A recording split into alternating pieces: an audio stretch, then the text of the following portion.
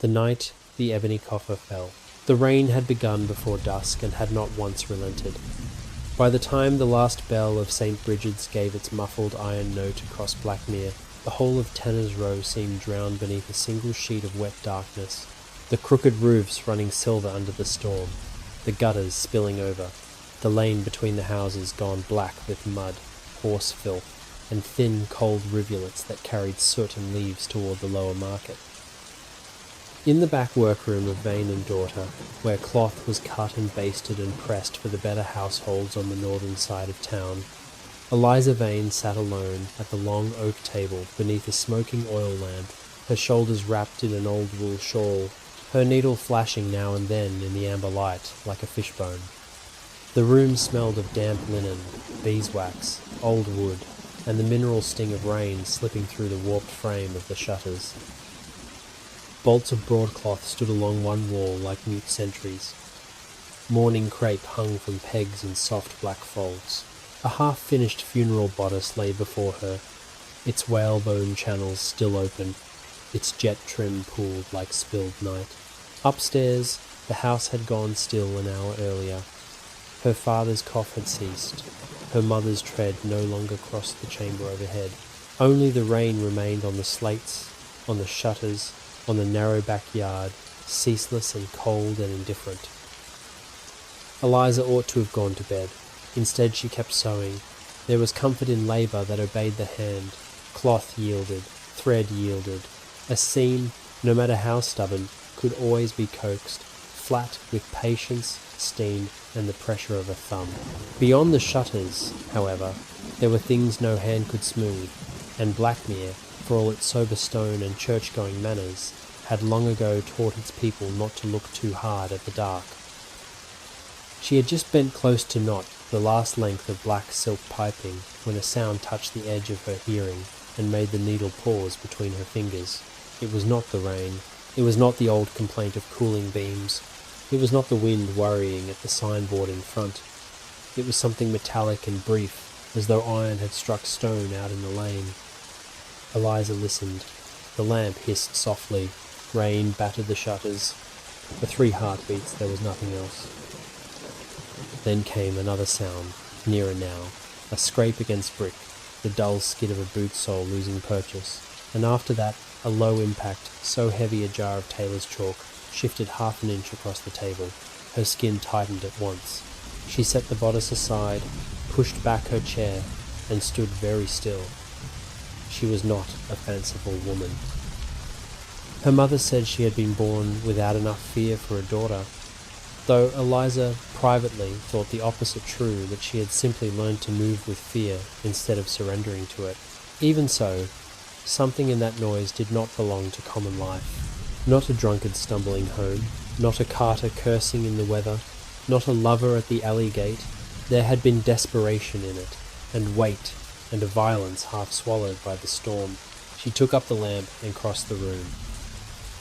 The boards were cold beneath her stockings.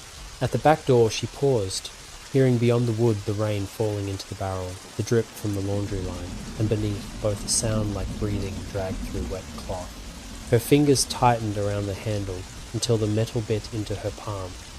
She drew the bolt. The door opened inward with a groan, and the night came surging at her in a gust of rain-scented air so cold it felt alive. The yard behind the workshop was hardly more than a cramped square hemmed in by brick, a leaning fence, and the low roof of the storage shed where winter cloth and old dress forms were kept. Rain silvered everything. Water dripped from the line where washed muslin had hung that morning and now twisted empty like pale drowned pennants. The kitchen garden was a black patch of flattened stalks. The gate to the narrow service lane beyond stood shut. At first she saw nothing. Then, at the far wall where ivy had dyed brown against the brick, a shape moved. Not the shape itself, but the rain bending around it, the dark yielding in the outline of a man who had one gloved hand braced against the wall and the other clamped over something held close beneath his coat. He was tall, dressed all in black, so severe the storm seemed almost to slide off him. For one instant the lamplight caught his face, not fully, only the hard line of cheek, the cut of a pale mouth, a brow dark with rain, and eyes so coldly alert they seemed more silver than grey. He was not old, no older than 30, perhaps. Blood shone on one side of his collar, nearly black in the downpour. Eliza did not cry out. She could not. Something in him forbade noise, the way altars forbade laughter. He turned his head, listening not to her but to the lane beyond, and then she heard it too. A wet, dragging scramble overhead. Her gaze lifted. On the roofline of the adjoining house, half veiled by rain, something crawled low against the slate. At first her mind refused its form. It moved too quickly and with too many joints.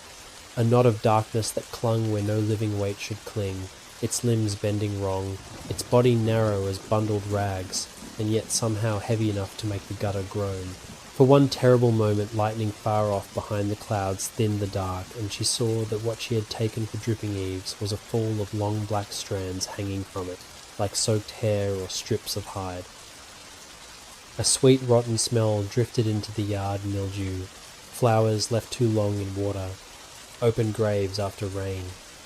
Her stomach clenched. The man by the wall had seen it first. She knew because the whole set of his body changed, every line drawing tight with the stillness of something that had already chosen violence. The thing on the roof lowered itself, and Eliza heard a faint click, click, click, not unlike knitting needles tapped rapidly together. Then a second sound answered from the lane beyond the gate, lower and farther off. The strike of iron-shod feet upon stone, slow at first, then quickening. The stranger's expression altered not to fear, but to calculation sharpened by urgency. Whatever hunted him was near, whatever crouched above them was not alone. He looked at Eliza then, truly looked at her, and if there was surprise in his face, it lasted less than a blink. His eyes dropped to the lamp in her hand, to the half-open door, to the yard, measuring exits, distances, risks. Rain ran from his hair into the hollow of his throat. He made a choice. In one swift motion he tore the thing from beneath his coat, an ebony coffer, no larger than a family Bible. Its dark wood so polished it seemed to swallow the lamplight rather than reflect it, its corners bound in tarnished silver, its surface slick with mud and rain. Even from across the yard Eliza felt a strange pressure in her ears, like the air just before a bell strike. The man did not speak. He hurled the coffer over the yard with a precision born of desperation. It turned once in the air and vanished into the open mouth of the shed behind her, with a hard muffled crash among the covered mannequins and folded winter cloth. The sound seemed to split the night. The thing on the roof dropped. Not into the yard, onto the wall itself, clinging there sideways with impossible lightness, its limbs spread like blackened roots. Eliza saw then the pale glisten of finger-length teeth tucked behind a slit of a mouth, the inner shine of eyes that had no whites, and strands of wet hair plastered over a face too small and too smooth to be human. Her body locked. The stranger moved before terror could finish claiming her. He drew something narrow and bright from inside his coat, not a sword, but a long-bladed knife or ritual blade, silver at the edge and black at the hilt, and the air around him changed, thinning, as though the storm itself had recoiled a fraction from his presence. He made a swift practice gesture with his free hand. Light flared pale along the blade, not yellow like flame nor white like lightning, but a cold ecclesiastical silver, hard as winter dawn on church stone. The creature sprang. It made no cry. Its motion was all hunger and wet speed. The man met it in the air, and when metal struck flesh, the sound was not that of any ordinary wound, but a hiss, so shrill Eliza felt it in the roots of her teeth. A stink of scorched rot burst across the yard. The creature struck the brick, convulsed, and for an instant its body seemed to lose coherence, like soaked cloth unravelling under an unseen hand. Yet it did not die. It fled upward in a scrambling blur, vanishing over the roofline. From the lane beyond the gate came that other sound again, closer now, several impacts together, boots or claws or something worse. The stranger swore under his breath in a language Eliza did not know. He glanced once toward the shed where the coffer had fallen, and in that glance she read the whole shape of the moment. He meant to retrieve it. He could not, and he knew it. A shadow moved behind the slats of the gate, not a clear body. Merely a density in the dark, too tall, too still, with the suggestion of a face covered or broken. The iron-shod rhythm on the stones stopped. Eliza could hear the rain dripping from the fence, the lamp chimney trembling in her hand, the pulse in her throat. The man stepped backward toward the wall, blade raised, and the silver light on it burned harder, throwing lean reflections over the wet bricks. At last he spoke, but not to her. Not tonight. His voice was low, clipped, educated, and utterly without panic. Then he vaulted for the wall, catching the top with one hand despite the blood on his sleeve. As he pulled himself up, he turned his head slightly toward Eliza, not enough to become intimate, only enough to acknowledge that she existed and had now, by the blind mechanics of chance, been set inside the perimeter of something she could not possibly understand. "Bolt your doors," he said. The order fell between them with the weight of a fact. Then he was gone over the wall into the lane. At once there came the clash of movement, outside boots pounding, something skittering along stone, a brief flare of that same cold silver brilliance, then another sound beneath it, deeper and more dreadful, like a bell struck at the bottom of a grave. Eliza staggered back a step. The lamp shook in her grasp so badly that oil lapped at the ring. Her first thought was for her parents upstairs. Her second, wild and shapeless, was that whatever had just crossed her yard had not belonged to the ordinary kingdom of God or men. She slammed the door shut and drove the bolt home with numb fingers. The workshop behind her felt altered. Nothing visible had changed. Cloth still hung, chalk still dusted the table, the black bodice still waited half-finished under the lamp. But the room no longer seemed sealed from the world. It was as if the dark outside had found a seam at last and slipped one finger through. For several moments she could do nothing but stand there, listening. The noises beyond the wall receded by fits and starts, then were swallowed by rain. Somewhere above, a floorboard creaked in her parents' chamber. The ordinary tenderness of that sound nearly undid her. She set down the lamp and pressed both palms hard against the table to steady herself. Her fingertips had gone cold enough to ache. She told herself she would wake her father. She told herself she would do it now. Instead, she found her eyes turning, of their own accord, toward the back of the room, through the half-open inner door that led into the storage shed. Beyond that narrow threshold lay only darkness and the smell of wet wool. Yet beneath it, faint as a pulse under skin, there seemed to come another scent, one she did not know. Old cedar sealed too long, iron, and something dry and bitter like ashes ground with myrrh. Eliza stood motionless. Somewhere in the shed, among retired mannequins and winter cloth and moth-eaten hat boxes, the ebony coffer waited where it had fallen. The man had thrown it not to save her, not even to trust her, but simply because there had been no other move left to make. She understood that much with terrible clarity, and still, though every sane instinct urged her upstairs, away, into bed, into prayer, into ignorance, she could not shake the sensation that the whole night had pivoted on the arc of that thrown object. Outside, thunder rolled over Blackmere with the slow grandeur of distant guns. In the silence after it, from somewhere deep in the shed, there came a single, small sound. Not the slide of wood, not the settling of cloth, but a delicate, metallic click, like a lock feeling for the shape of the hand that was meant to open it. The house did not settle again after the click from the shed.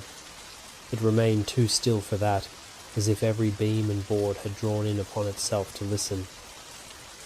Eliza stood with both hands pressed against the oak table, staring toward the half-open inner door while the lamp flame hissed in its chimney and the rain dragged long, cold fingers over the shutters. Upstairs, her parents still slept, or seemed to. No voice called down, no floorboard answered her fear. The ordinary life of the house had not vanished. It had only withdrawn to a distance impossible to measure, leaving her alone in the workshop with the rain, the smell of damp cloth, and the knowledge that something impossible lay in the dark beyond the threshold. She told herself, once, firmly, that she was being foolish.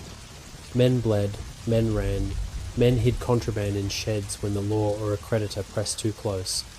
That was all. The mind, when shaken, put claws and teeth on shadows.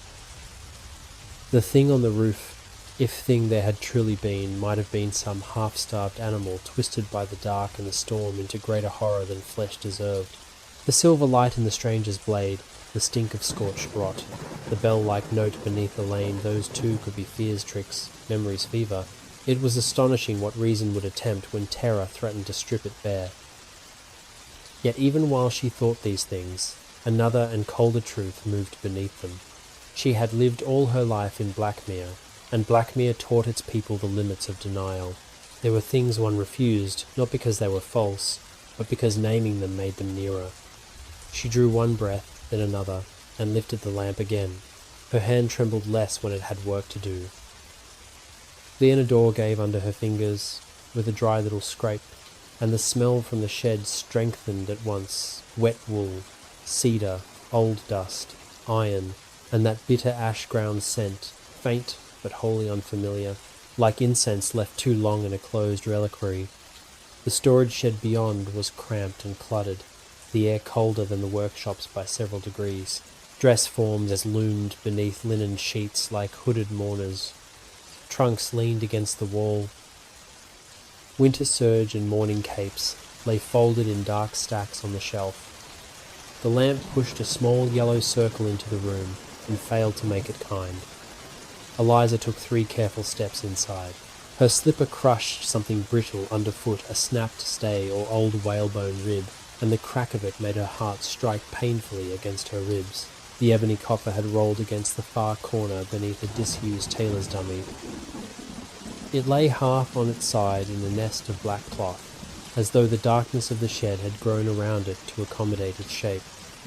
Up close it was stranger than it had seemed in the yard. The wood was so darkly polished that the lamplight did not shine on it, but entered it, sank a little way into the grain, and gave back only the faintest dull gleam at the edges. The silver bindings at the corners were tarnished except where wear had brightened them. The clasp at the front had been worked into the form of interlocking thorns. Mud from the stranger's coat had streaked one side and dried there in thin black ridges. Eliza crouched slowly. The boards were colder at floor level. The hem of her skirt drank damp at once. She did not touch the coffer. For several heartbeats she only looked at it, willing it to become ordinary through scrutiny. But objects made by ordinary hands bore some visible relation to ordinary life. This one seemed severed from use as common things were used. It was not decorative. It did not invite admiration. It waited. The recognition of that waiting went through her like a draught under a door. She set the lamp down on an overturned crate and reached, very cautiously, with one finger toward the silver clasp. The metal was colder than the room, colder than the rain had made the shed, colder even than the iron bolt on the back door had been beneath her hand. The cold went straight into the bone of her fingertip. She snatched back her hand with a sharp breath and pressed the finger against her palm. No pain remained, only a hard numbness, and the absurd impression that the clasp had not rejected her so much as noticed her. Eliza stared at it in angry disbelief. It was a box, however strange, however costly, however ill-gotten. She would not stand in her own father's shed behaving like a peasant child told a fair story at candlelight. Jaw tight, she reached again, this time setting all 4 fingertips against the clasp at once. The cold struck harder, but under it came something else. The tiniest inward movement, not in the coffer itself, but in the mechanism beneath the metal, as though some internal arrangement of springs or wards had turned toward the warmth of her skin and begun to consider it. Eliza froze. The numbness in her fingers deepened into a faint throbbing pressure. Then came a small, precise sound, delicate as a watch component settling into place. Click. She snatched her hand away a second time. The clasp had loosened by the width of a nail. For a long moment she simply knelt there, staring. Her pulse had gone from fear into something more difficult to bear because it was not wholly unpleasant. Curiosity did not merely rise in her, it tightened. It seemed to gather around the little loosened gap in the silver, as if the whole room had become the space around a lock, when she, its key-bearing witness, she thought of waking her father. The thought had become almost absurd by repetition, a pious domestic gesture from a life that had broken an hour earlier and not yet had the decency to admit it fully. Her father would come down coughing into his sleeve and take one look at the coffer and tell her to leave it be until morning. He would be right. Fatherly wisdom would prevail. Then morning would come, and perhaps the stranger would return with constables or priests, or worse. Perhaps the thing on the roof would come back first. The coffer would sit meanwhile under her father's authority like a guest in the wrong house. The thought was so irrationally intolerable that she recognized in herself, with a brief flush of shame, how far the thing had already drawn her. "You are a fool," she whispered under her breath, whether to herself or the box she could not have said. Then she lifted it. It was heavier than it looked, not grotesquely so, but enough to demand both hands and a deliberate rise. The weight of it was dense rather than broad, as if what lay inside had more gravity than size should permit. She carried it back into the workshop, shut the shed door behind her with her heel, and set the coffer in the centre of the long oak table where the funeral bodice still lay, waiting beside a spill of black silk and the chalk jar askew from the noise in the yard. The contrast made the whole thing look more impossible, not less. Needlework, pins, ribbon boxes, and in their midst this object from rain and blood and whatever else had crossed the wall with the stranger. Eliza lit a second lamp. Then, because habit was stronger in her than panic when the hands were occupied, she fetched a pin, then an awl, then the narrow steel hook she used for hidden fastenings on fine bodices. One by one she tried them in the lock. The pin bent at once. The awl slid in half an inch and met something that was neither tumbler nor ward. The hook caught, and when she put the least pressure on it, the metal itself went so cold it burned her fingers and forced her to let go. Not one of the tools left so much as a scratch on the silver. The coffer tolerated the assault with an almost offensive patience. Eliza sat back on her heels and rubbed her chilled fingers briskly together. Rain beat on the shutters. The lamp flames wavered, bent, and righted themselves. The whole workshop smelled now faintly, impossibly, of the same bitter ash and myrrh that had clung to the coffer. The smell was strongest near the clasp. She looked at her right thumb then, not from reason, but because something in her had already begun to suspect. There was a small worn oval in the silver where other hands, many or few, had pressed before. Human metal remembered human oils, that was all. She put her thumb to the worn patch. This time the change was immediate and complete. The coal did not merely bite, it entered. It ran through the pad of her thumb and up the tendons of her wrist like a narrow blade of winter. For one sickening instant she thought the metal had fused to her skin.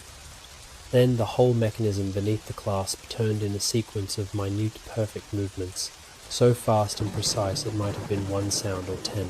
Click, click, click. The silver thorns parted under her thumb with the smoothness of something that had never once known rust. Eliza jerked her hand away and rose so quickly the chair behind her toppled backward. The coffer sat upon the table, closed still, but no longer locked.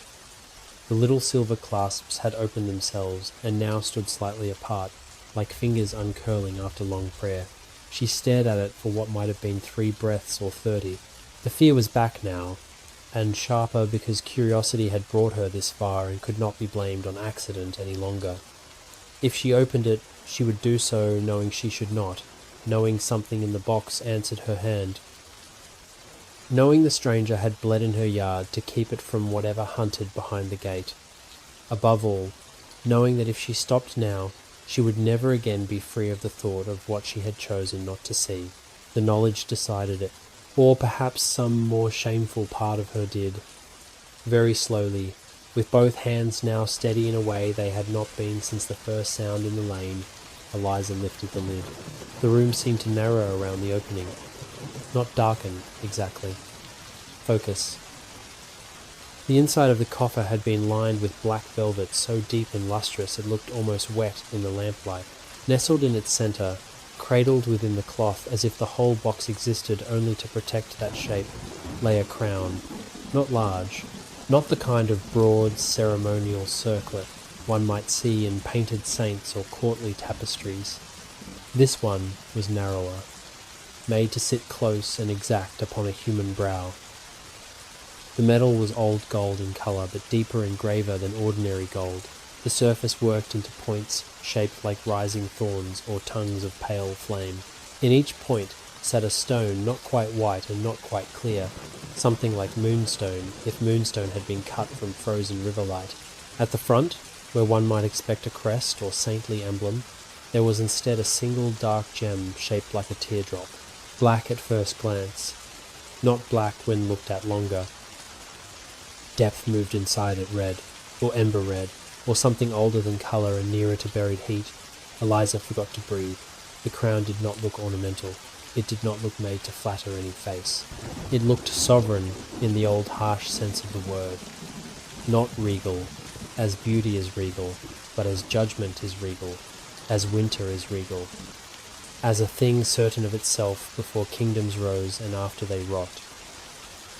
The velvet beneath it showed no dust, no mildew, no sign that the coffer had passed through rain and blood in mud. The metal itself was untarnished. The pale stones held the light as if they had not slept at all.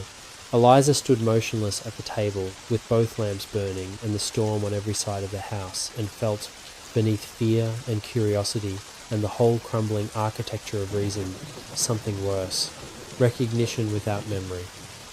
Not that she had seen the crown before. She knew she had not, but some part of her, buried so deep it did not answer to thought, knew what sort of thing it was to stand before an object that expected not admiration, not theft, not worship even, but use. No, she whispered, and whether she meant the crown or herself she did not know. She should have closed the lid. She should have shut the thing away, carried it upstairs, laid it at her father's bedside, and forced morning to be the next witness. Instead, she reached out. Her fingers touched the metal. The cold was immediate, but not the same as the clasps. This cold had depth. It went into the skin and beyond the skin, into the joints and pulse and marrow. The crown was heavier than it looked. She had to lift with both hands. The points pressed into her palms. The dark gem at the front seemed, for one absurd beat of the heart, to warm under the lamp. She raised it closer to the light. The pale stones answered faintly, not by shining, but by opening, as if what she had taken for mere surface was in fact some depth, waiting for angle and witness. The room around her had grown very quiet. Even the rain seemed farther away. She could hear her own pulse now, thick and hard, and beneath it another sensation she could not account for, a minute vibration in the crown itself, so faint she might have mistaken it for the tremor in her own hands, had it not held such strange regularity. Like a note felt through metal, remembered rather than sounded. "What are you?" she said aloud, and the words fell dead in the workshop. No answer came. Yet the sense of expectation in the room tightened with such exquisite pressure that to keep holding the crown at arm's length suddenly felt more dangerous than any foolishness to follow. The thought was madness. It was also irresistible. Eliza did not decide. That was the worst of it, and later the memory that would shame her most. She did not reason, choose, then act.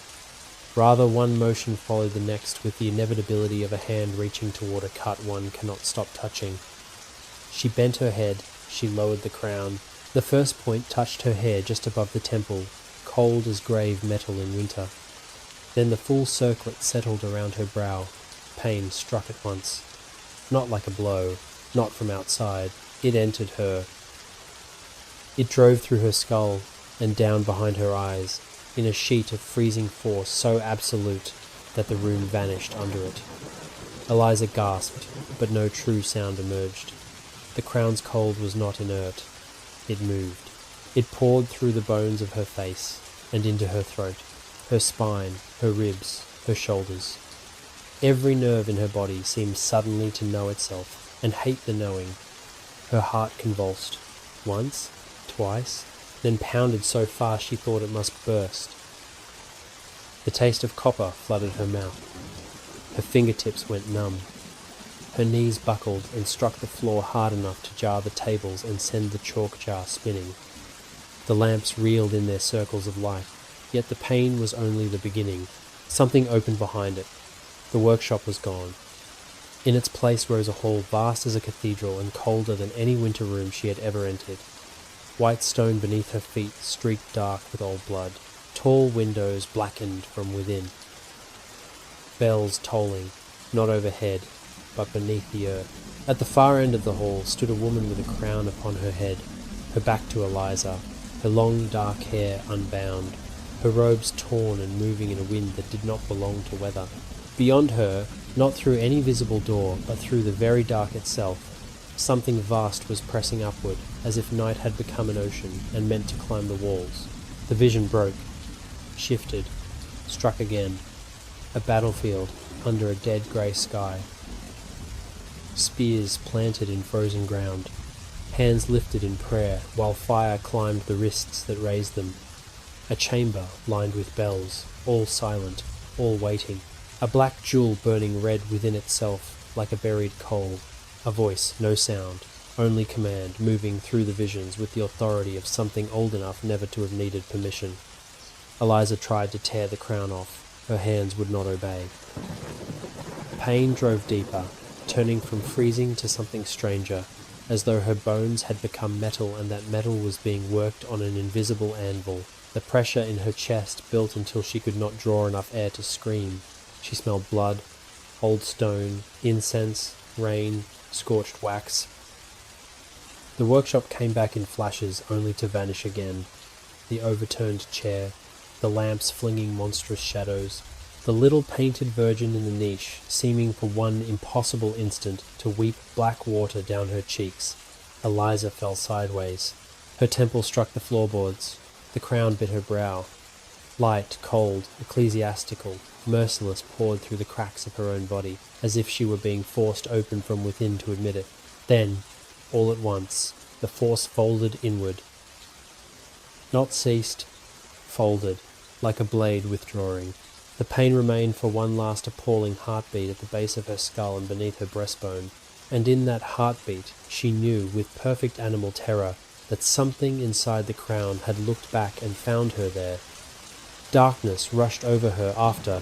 The last thing she felt before the workshop and the storm and her own name disappeared was the weight of the crown settling not on her head, but into the shape of her.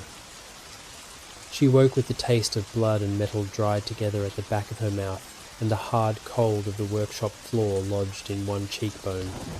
For several long seconds she did not know where she was. The dark above her seemed too low, the silence too deep, the weight in her head too immense to belong to any ordinary morning. Then the room came back in pieces. The long oak table, one chair overturned beside it, the funeral bodice fallen half to the floor, the niche with the painted virgin, the shuttered windows gone from black to the thin, starved grey of dawn. Pain followed memory at once. It did not blaze as it had when the crown touched her. It had settled into something meaner and more intimate. A bruised pressure behind the eyes, an ache in the roots of her teeth, a soreness deep in the breastbone as though something had pressed inward there and left the shape of itself behind. She lay still and listened. Above, the house had begun again. A floorboard creaked. Her mother crossed the upper room with the careful tread of someone who did not wish to wake a husband already made thin by winter cough. In the kitchen below the stair there came the soft clink of the poker against the grate, then the first small claps of kindling catching. The ordinary sounds nearly undid her. They were so human, so terribly near the life she had possessed only hours ago, that the memory of the hall of blood and bells beneath the earth felt for one irrational instant like fever. Then she turned her head and saw the coffer standing open on the table. The velvet within lay smooth and black and empty. The crown was gone. Panic flared through her with enough force to bring her onto one elbow despite the pain. The room swayed. A white line of nausea cut through her. She pressed her palm against the floorboards until the world steadied enough to be trusted again, and then she saw it.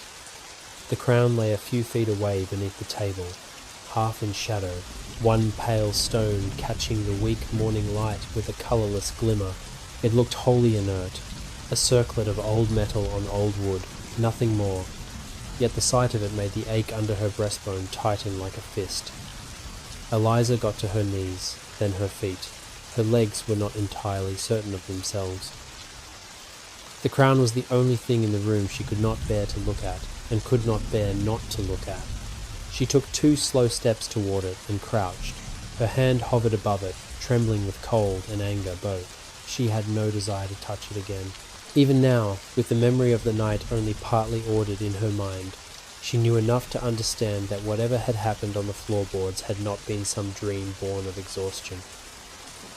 The pressure in her chest, the strange soreness in her bones, the blood dry at her nostrils, the open coffer waiting on the table like a mouth that had already fed all of it, testified otherwise.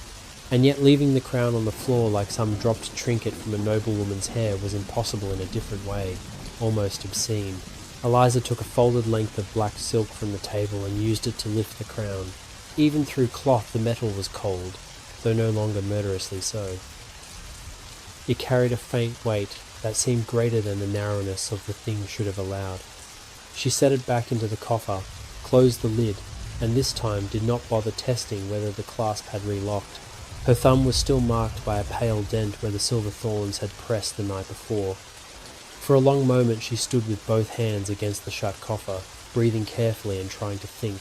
The stranger in the yard, the creature on the roof, the silver-lit blade, the smell of scorched rot, the crown, the visions. If she had been any other woman in Blackmere, she might have convinced herself of fainting, sickness, or nightmare, and gone upstairs white-faced to confess to her mother that she had worked too long by bad lamp oil. But there remained one fact that reason could not smooth or quiet. A man had bled in her yard for this object.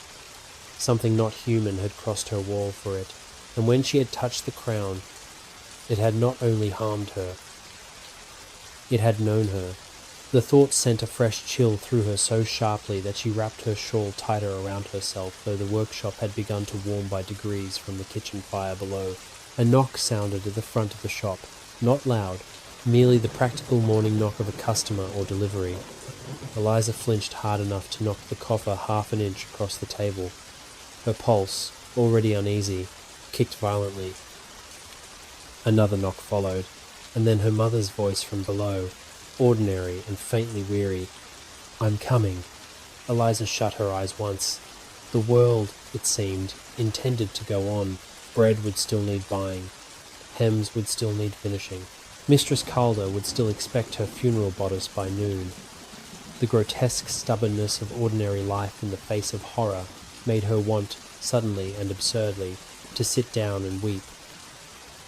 Instead, she dragged the coffer from the table and shoved it beneath the lower shelf, where folded broadcloth hid the space from any casual glance. By the time her mother opened the workshop door, a minute later, carrying a tray with broth, bread, and a look already sharpened by maternal suspicion, Eliza was standing at the table with a length of black ribbon in her hands as though she had merely risen early and badly. "Merciful heaven," Mrs. Vane said, stopping short. "Child, what in the name of all saints happened to you?" Eliza had not thought to look in a mirror. She did not need one now. Her mother's face told her enough. "Nothing," she said too quickly. "I must have fallen asleep here." "Missus." Vane set the tray down with a soft clatter and crossed to her at once. "Asleep? On a chair? Then why is that on the floor? And why are you white as salt?" Her fingers came up to Eliza's brow. Eliza flinched before she could stop herself. The reaction was tiny. It changed everything. Her mother's hand hovered a breath from her skin. Hurt entered her eyes before fear did. "Eliza!" Shame flushed hot through Eliza's face. All the worse because it touched the old cold buried underneath. "I'm sorry," she said at once. "My head hurts, that's all." It was true enough to be useful. Mrs. Vane touched her again more carefully and drew in breath through her teeth. "You're freezing." She bent closer, peering at Eliza's face in the poor morning light. And there's dried blood under your nose. Did you strike yourself when you fell? I don't remember. Another truth made thin by omission. Her mother looked at her for a long moment, then at the overturned chair and the lamps burned nearly to their bowls, then back at her daughter. Blackmere mothers did not need visions or bells under the earth to recognize when the world had shifted in their own houses. There was someone in the lane last night, she said quietly. Not a question. Eliza's throat tightened. I heard something in the yard, her mother went on. Your father said it was storm noise and I let him say so because he needed the sleep. Was there someone here? Eliza thought of the blood-dark collar of the stranger, the silver light on the blade, the roof creature's whiteless eyes. Yes, she said, and heard how small the word was against the truth. Her mother's face lost colour. A thief? No. Then what? Eliza looked at her mother and found there no shape of answer that would not sound mad or wicked or both. In the pause, the sounds of the waking town came faintly through the shutters, the rattle of a cartwheel over the lower stones, a dog barking once, the call of the fishmonger from the square. All of it felt infinitely distant. I don't know, she said at last. Mrs. Vane searched her face as if the truth might be hidden in the angle of the eyes or the tightness of the jaw. Whatever she saw there, it frightened her enough that she did not press again. You are not working today, she said instead, with the firmness she used for fever and no other condition. I'll send word to Mistress Calder. Eliza should have been relieved. Instead, the thought of anyone from Blackmere entering this room, touching this table, standing near the shelf under which the coffer lay hidden, filled her with a sudden irrational dread.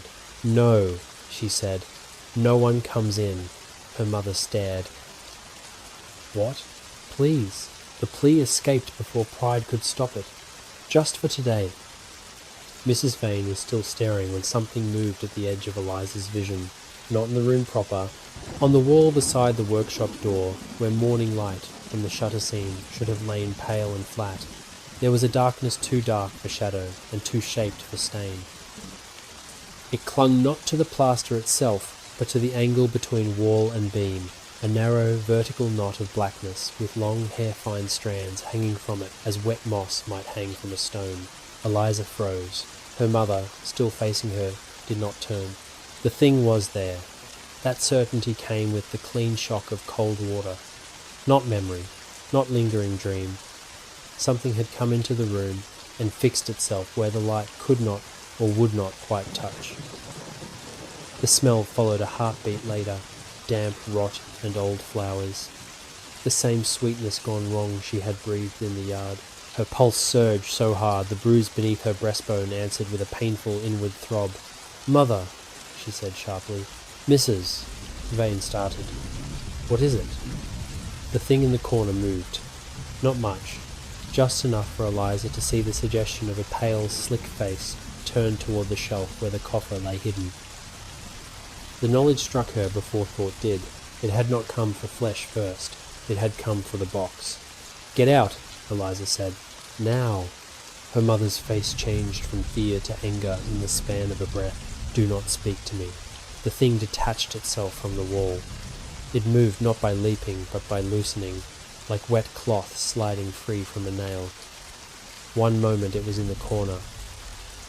The next it streaked across the wall in utter silence.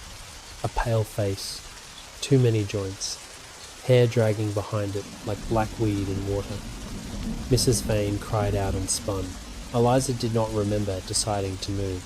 She snatched the heavy brass shears from the table and hurled them with all the force she had. The blade struck the wall inches from the thing's head with a sound sharp enough to make both women flinch. The creature recoiled instantly, not from the blow, but from the ring of metal on plaster. For one terrible instant it hung there sidewise, all too thin limbs and black eyes, its mouth parting to show close-packed pale teeth. Then, with impossible speed, it darted for the shutter seam and vanished into the narrow crack between wood and frame as though the substance of its body had less to do with flesh than with the dark itself. The room fell still. Mrs. Vane was backing away, one hand crushed against her chest, eyes fixed on the window. Eliza stood with empty fingers and the echo of the throw still burning in her shoulder. Neither of them breathed. Then her mother turned slowly, looked at her daughter, and understood enough to become afraid of the answer before asking it. "What?" she said in a voice gone very thin. "Was that?" Eliza opened her mouth. No sound came.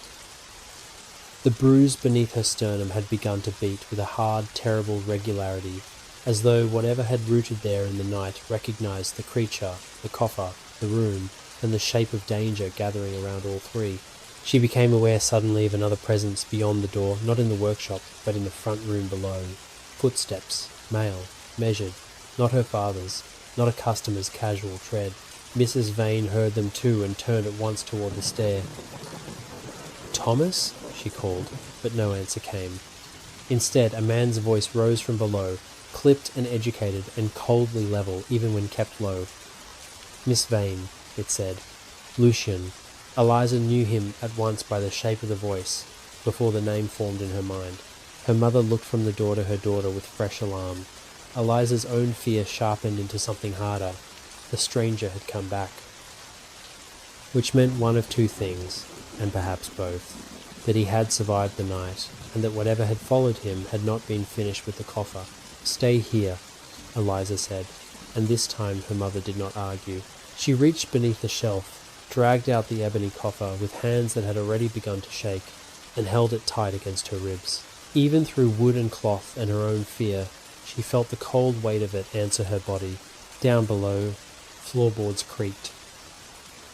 A door hinge gave softly. Lucian's voice came again, nearer now, and carrying with it not surprise but a certainty so grave it chilled the blood more effectively than the rain had. "Do not open anything else," he said, "and if you can still hear me clearly, then God help us you survived it. St. Bridget's Lucian was in the workshop before either woman had fully decided whether to admit him. He must have come through the shop below with Mr. Vane's reluctant leave or over his protest, but whatever bargain or force had brought him across the threshold had left no mark of confusion on him. He moved as a man moved who had already spent the morning counting losses, and had no use for astonishment unless it altered the next decision.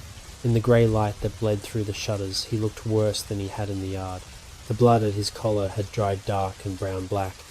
One sleeve had been cleaned too quickly and not well enough. His face was paler now that rain no longer glossed it, and the hard lines of fatigue about his mouth had come into view beneath the old cold control of his expression.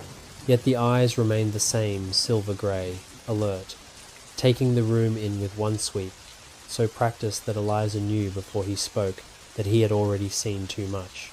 The open coffer hidden again and dragged out, the brass shears lodged in the plaster. "Missus."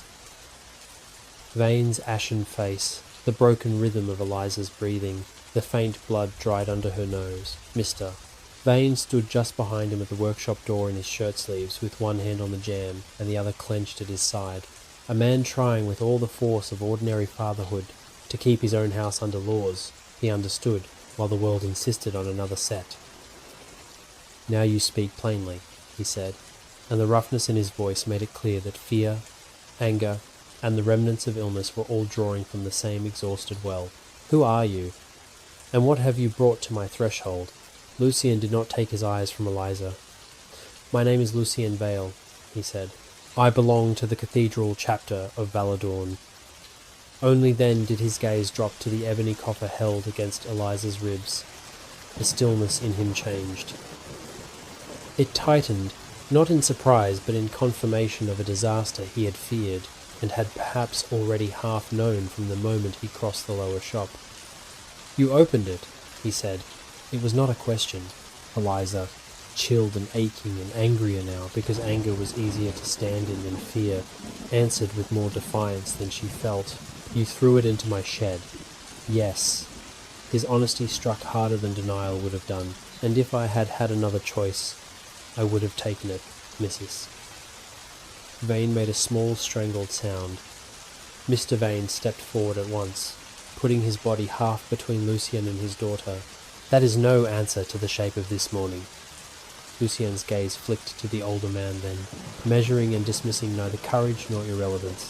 "The shape of this morning," he said, is that your daughter touched something she should never have touched and lived through it. That alone means the house is no longer safe. Mr. Vane laughed once, without humour. The house ceased to be safe when creatures began climbing my shutters before breakfast. Lucian accepted that too. Then we understand one another better than it may appear. Eliza could feel the coffer's edges through the cloth of her dress. The wood seemed colder now that he was in the room, as though it knew the hand that had carried it, and was measuring, in some obscure, silent way, how far it had come from his keeping into hers. The bruise beneath her sternum answered the nearness of him and the nearness of the thing alike, with a slow, hard pressure that made standing feel like balancing around a buried shard of ice. What was that creature? Mrs. Vane asked, because she was a woman who, once fear had entered her house, found she needed its name more than any comfort. Lucian gave her a look, not unkind, but stripped of softness by urgency. One of the lesser things that follow corruption when it gathers around an object of power. Small enough to send ahead, sharp enough to kill if not checked. Not the worst of what followed me into Blackmere. Mrs. Vane crossed herself at once, fingers clumsy with haste. Mr. Vane did not. He stood staring as though faith and fury had not yet settled which of them deserved the first move. "And the box?" he said. Lucian's eyes went again to the coffer in Eliza's arms. "Not a box," he said. "Not merely. It is a warded reliquary of the old road network. What lies inside belongs under chapter seal." "Belongs?" Eliza said. "That sounds very convenient for a man who loses things through people's walls." Something altered very slightly at the corner of Lucian's mouth. Not amusement, but the acknowledgement that she had managed, despite blood and visions and the thing in the workshop, to remain sharp enough to bite. "Yes," he said. "Convenience abandoned me before midnight." He took one step closer, then stopped at once as the coffer in her arms seemed to pull the breath out of the room. He felt it too. She saw it in the minute change at his throat and the quick narrowing of his eyes. "Set it down," he said. Eliza did not move. The refusal surprised them both by how immediate it was. "Why?" "Because if the contact has fixed more deeply than I hoped, holding it against your body will not help." "Fixed," Mr. Vane repeated. "Enough half-speech." "What does that mean?" Lucian was silent for one dangerous beat. Then he made the decision to answer plainly, perhaps because the thing in the wall and the thing in the coffer had already stripped civility of its usefulness. "It means," he said, "that what was inside answered her. It means that if she opened the coffer and wore the crown, the line between relic and bearer may already have begun." The room seemed to flinch. Mrs. Vane sat down hard on the nearest chair without noticing she had done it. Mr. Vane's face emptied of colour. Eliza felt all her anger sharpened to a single thin point. "May have," she said. "No, don't stand there speaking as if I'm an uncertain experiment." "I put it on. I saw..." The words caught. She had not yet chosen to tell them about the hall, the blood, the woman with her back turned. Saying those things aloud would make them less her own and more the property of the room, the church, the man in black. Lucian caught the falter anyway. "You saw something," he said. Again, not a question. "Yes? And you still know your own name?" It was such a brutal question, so coldly practical, that even Mrs. Vane looked up in startled outrage. Eliza stared at him. "What sort of thing do you carry that this counts as reassurance?" For the first time, something near weariness showed openly in his face. The sort that leaves very little room for sentiment in its handling. The answer left enough unsaid to be worse than a full account. "Mr." Vane took one step nearer to Lucian, and though he was an older man in shirt-sleeves, with illness still not fully out of him, he had the bearing of someone who had made his life by standing his ground on small, ordinary pieces of earth that became sacred because they were his. "You will leave my daughter's name out of your handling," he said. Lucian met his gaze. "I will try." "Try?" "Sir," Lucian said, and now there was something harder under the courtesy. Not anger, but truth. with all ornament cut off it. If what I think has happened did happen, trying may be all that remains to any of us. The words landed and held. Before anyone could answer, a sound came from below. Not from the lane, not from the shop door, from inside the walls of the house itself. A dry, dragging whisper, then a small click, as though fingernails were being drawn slowly over the lower stair rail. Mrs. Vane gripped the edge of her chair. Mr. Vane turned at once toward the door. Lucian moved faster than either. He drew the same narrow black-hilted blade Eliza had seen in the yard, though in the poorer morning light it looked less miraculous and somehow more dreadful, the metal old and pale and too perfectly clean where no cleaning should have sufficed. He crossed the workshop threshold and reached the landing above the stairs in 3 silent strides. Eliza, against every command that might have restrained a wiser girl, followed 2 steps behind with the coffer still clutched in both arms. The lower shop was dim. Rain-muted light seeped through the front windows and lay grey over the bolts of fabric, the counter, the racks of mourning veils and unfinished sleeves. Nothing stood in the centre of the room. Yet the house was wrong now in a way that had nothing to do with imagination. Eliza could feel it. The air held layers. One was the familiar smell of wool, damp wood, and ash from the hearth below. Beneath it lay that sour sweetness of damp rot and old flowers. Beneath both, like a pressure under skin, was the sense of a line drawn from the coffer in her arms into the room itself. She saw then what no one else could yet have seen. On the far wall beside the front window, a patch of shadow had thickened where no shadow should have held. It clung to the plaster and beam as a dark knot, with strands trailing down from it like wet hair. "There," she whispered. Lucian turned instantly to the exact place she had looked. His hand with the blade rose. For one heartbeat the thing remained nothing more than bad darkness. Then it detached itself from the wall. "Mrs. Vane cried out from the stair behind them. Mr. Vane swore. The creature unfurled down the wall sideways with the same obscene, boneless speed Eliza had seen in the workshop. Its pale face too smooth, its mouth slit, its black eyes fixed not on Lucian's blade but on the coffer in her arms. Lucian stepped between them with a motion so clean it looked preordained. His free hand cut once through the air. The pale markings she had glimpsed in the yard flashed over his knuckles, and the blade edged with cold silver fire. The thing sprang. Steel met flesh with that same shrill hiss, and the room filled at once with the stink of scorched corruption. The creature struck the counter, convulsed, and came apart at the edges like wet cloth unweaving. Yet even as it collapsed, another sound came from outside the front windows. The scrape of something long and hard, dragging slowly over the shop sign, followed by a single knock on the front door so precise and measured it was worse than any battering could have been. Lucian's expression changed. Not fear, calculation.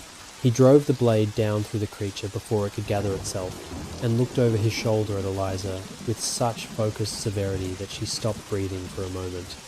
"Now you understand," he said. "They're not following the coffer anymore. They're following you." Mr. Vane came up beside her, one hand against her shoulder, not quite gripping, only anchoring. "Then she goes nowhere with you," he said, the words coming hard with outrage and terror both. "She remains with her family and under God in her own house." Lucian looked at him for one long, mercilessly honest second. "If she remains in this house until sunset, your family will be dead before Compline." No one answered. Even the rain seemed to fall more quietly against the glass. Then the front door below them received another knock. 3 measured taps, patient and deliberate, as if whatever waited there knew the old courtesies, and had all the time in the world to use them. Eliza felt the bruise beneath her breastbone answer with a cold inward throb. St. Bridget's crypt rose in her mind without warning, though she had not seen it since childhood. The smell of wax and whetstone, and the old iron beneath the chapel hill. Not memory alone, direction. She did not understand how or why. She only knew with terrible certainty that if there was any place in Blackmere where the thing in the coffer and the thing in her might buy one more hour of life, it lay under the church. Lucian saw the realization hit her before she spoke. "Yes," he said quietly. "There first." "How do you," she began. "Because that is where I was trying to reach before the yard," he said. "And because if the old foundations still hold anything at all, St. Brigid's is the only place in this town that might not break at the first touch." The knock came a third time. This time the shop latch shivered visibly in its plate. "Mrs." Vane made the sign of the cross. "Mr." Vane stood with his hand still on his daughter's shoulder, and the whole weight of fatherhood warring visibly against the speed with which the world was stripping options away from him. At last he said, in a voice gone rough and low, "If she leaves this house, I go with her." Lucien did not argue. He only nodded once, as if some prediction had been confirmed. "Then take a coat," he said, "and whatever faith still answers you, we move now." They did not leave St. Brigid's at once, though every instinct in Eliza begged for motion, and every sound above the crypt seemed to shorten the life left in the stones around them. The old chamber beneath the church had held through the worst of the morning, but it had held in the manner of ancient things that had once been stronger and knew now exactly how much of themselves remained. The circle carved into the floor still whitened faintly when the coffer rested at its centre.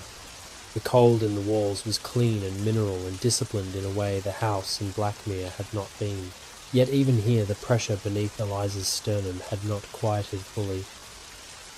It moved in measured throbs, answering not only the coffer but the structure around it, as if the crypt and the relic and her own body had all become unwilling participants in the same strained conversation. Father Alden had gone above twice, and come back each time greyer in the face and tighter at the mouth. The first time he brought word that no one had forced the nave after the initial violence, but something, some pattern of wrongness he could not name, lingered around the church hill and kept the townspeople from drawing near. The second time he returned with Mrs. Vane, a satchel, bread wrapped in linen, and the last of whatever composure Blackmere's ordinary life had still allowed her. Eliza had never loved her mother more than in that hour when fear had hollowed the softness from her, and left only the hard, capable hands that had kept a family working and clothed through bad seasons and sickness. She said very little. She packed what was necessary. She kissed Eliza's brow and pretended not to notice the slight unnatural chill that still lived there under the skin. "Mister?" Vane stood apart at first, one shoulder braced against the crypt wall, breathing as if each breath had to be pulled through reluctance. A cudgel he had brought from the house leaned against his knee. Lucien had bound his side again where old wounds and the morning's fighting had reopened it, but he wore pain the way he wore black, close, spare, and with no wasted declaration. Gideon remained a disturbing and useful presence at the edge of everything, helping without presuming gentleness, watching Eliza with the concentrated unease of a man who had built his life around systems now proving too narrow for the facts before him. Mara had not yet entered the story in Eliza's mind as a woman of flesh. She existed for the moment only as a destination spoken in terse exchanges between Lucien and Father Alden, a name attached to shelter beyond Blackmere, a safe house old enough and obscure enough that the line might still hide them for one more night. "She won't thank us for coming," Father Alden said, not looking at Lucien as he folded a little packet of ash and salt in waxed paper and tucked it into Mr. Vane's coat. "She won't thank you," Lucien corrected. "She may tolerate me." Which, with Mara, counts nearly as affection. That small, dry effort at humour fell and did not break the room. Eliza knelt by the coffer at the centre circle and closed the straps of the black wrapping with hands less steady than she wished. The crown lay inside, unseen now, but the knowledge of it had not diminished with concealment. She knew where it was, with a certainty that made her skin creep. Even when she turned her face away, some inward faculty remained oriented toward it, as a wound remains oriented toward pressure in the room. It was not constant agony. That would have been easier, perhaps. It was relation, the worst kind, because it did not allow denial. When Lucien crossed the crypt to lift the wrapped coffer from the ring, the answering pull beneath her sternum sharpened enough that she drew breath through her teeth. He looked at her at once. "How much worse?" "Enough," she said. and hated how little the word carried. Gideon heard. Of course he heard. When he takes it farther from the circle, or only when he touches it? Eliza nearly snapped at him from sheer strain. Instead, she forced herself to answer because nothing now was improved by making ignorance do guesswork. When it moves. Mara, had she been there, might have said something flint-edged and useful. In her absence, the words lay heavier. Father Alden crossed himself. Mister. Vane shut his eyes briefly. Lucian only adjusted the satchel so that the coffer rested against his back instead of his hand. We go now, he said. They left Blackmere by the churchyard gate and the lower path beyond the graves, not through the market road where ordinary departures still belonged. Blackmere itself seemed to have stepped back from them. A shutter opened and closed in the same motion 2 houses down. A dog that should have barked merely whined and slunk under a cart. The rain had thinned to a bitter mist that got into collars and cuffs without ever becoming a downpour one might resent properly. Eliza did not look toward Tanner's Row when they passed the rise that would have shown her the roof of Vane and daughter. She thought if she looked she might see, in some upper window or on some soaked slate, the shape of what had crossed into the workshop, and she no longer trusted herself to separate memory from presence when the line beneath her breastbone was listening so hard to everything old and wrong around them. The road east out of Blackmere was not yet the true road east, Lucian had said. It was only the part that let a town release you before the older country decided whether to admit you. She understood what he meant before they reached the first stands of alder and thorn. The world beyond the last houses did not simply widen, it changed texture. The ground held old intention under the mud. Water in the ditches reflected too clearly. A broken milestone bore, beneath the common carving, half erased by weather, a second set of marks she could not have named, and yet knew at once were not decorative. The road gave itself away in little painful recognitions. Lucian kept to a route that looked to Eliza's ordinary eye, poorly chosen, more ditch than lane, more service track than proper passage, but the line in her body eased each time they followed one of his abrupt turns, so she learned quickly not to trust what seemed easiest to the eyes she had owned before the crown. They walked hard through the white-grey day, misses. Vane's satchel left behind by necessity, Father Alden turned back at the church wall after blessing none of them because blessing had become too small a word for what he feared and hoped. Mr. Vane came farther than any reasonable husband should have left his wife alone to come, but reason had long since ceased to govern the day. He was not fast. He was simply immovable in the direction he had chosen. Gideon ranged sometimes ahead, sometimes behind, using the horse more as moving weight than true mount because the wet ground grew treacherous and the animal already disliked the old path. Eliza walked near Lucienne because the coffer's presence hurt less there than farther away. That, too, shamed her. Dependency had begun in the body before she had granted it any place in the mind. By late afternoon the weather worsened again. Rain returned not as storm but as a fine, ruthless fall that silvered every thorn and branch and soaked the hems of their coats until cold wickered upward from calf to knee. They came at last to Hallowmere, if village it could still be called in that weather. A scatter of low houses around a black mere almost erased by reeds and mist. A modest chapel crouched near the centre, smoke from only half the chimneys, and beyond the inhabited cluster, a rise of ground on which stood a solitary stone house, under rowans gone dark with rain. Eliza saw it, and felt the line in her chest change before anyone named it. Not sanctuary, exactly. Not wholly in the same severe register as St. Bridget's crypt, but held, that was the word. The house held itself together and against. Lucian did not ask whether she felt it. He merely turned toward the rise. There, mister. Vane followed his gaze and muttered, Looks cheerful. Then your judgment is already failing, Gideon said, and though the answer was dry, it lacked the edge of rivalry their exchanges had held at first. Shared exhaustion had blunted them into something more workable. The house was older than the village below, built of dark fieldstone with a steep roof and deep-set windows.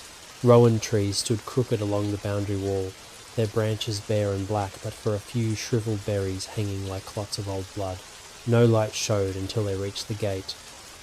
Then one shutter on the lower floor opened the width of a hand. Eliza felt the scrutiny from within as distinctly as if fingers had lifted her chin. Lucien knocked once, not loudly, and waited with a stillness that was itself a kind of etiquette.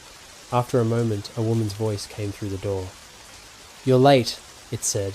"You're bleeding, and if one of those shadows with you is what I think she is, you should have had the decency to stay farther west and die there." The bar lifted. The door opened.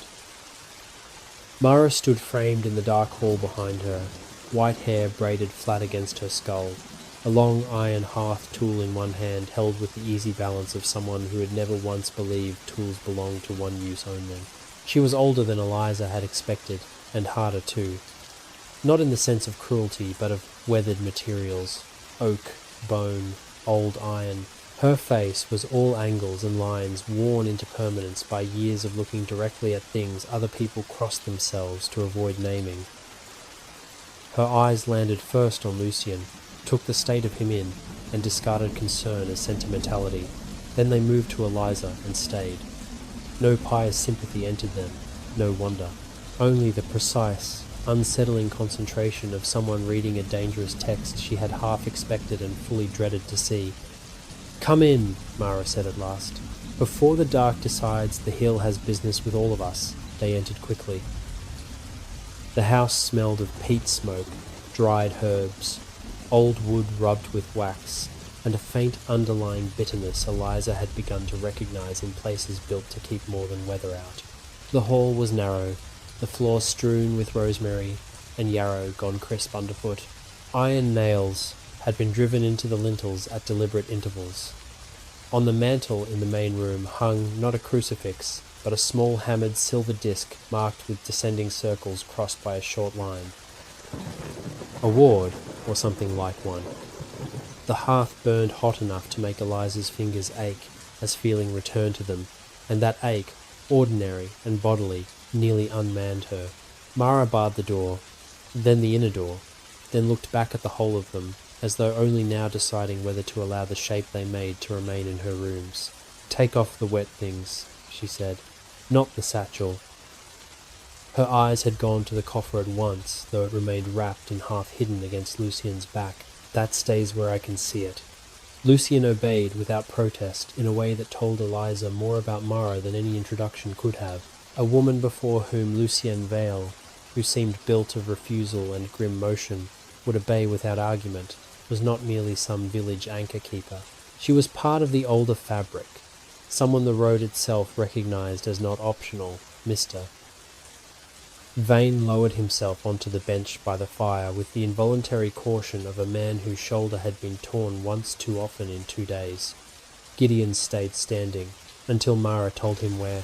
Eliza had no place to put herself. She stood in the middle of the room with the heat of the hearth on one side, and the memory of the marsh still clinging cold in the hem of her skirts, feeling at once young, altered, watched, and absurdly filthy.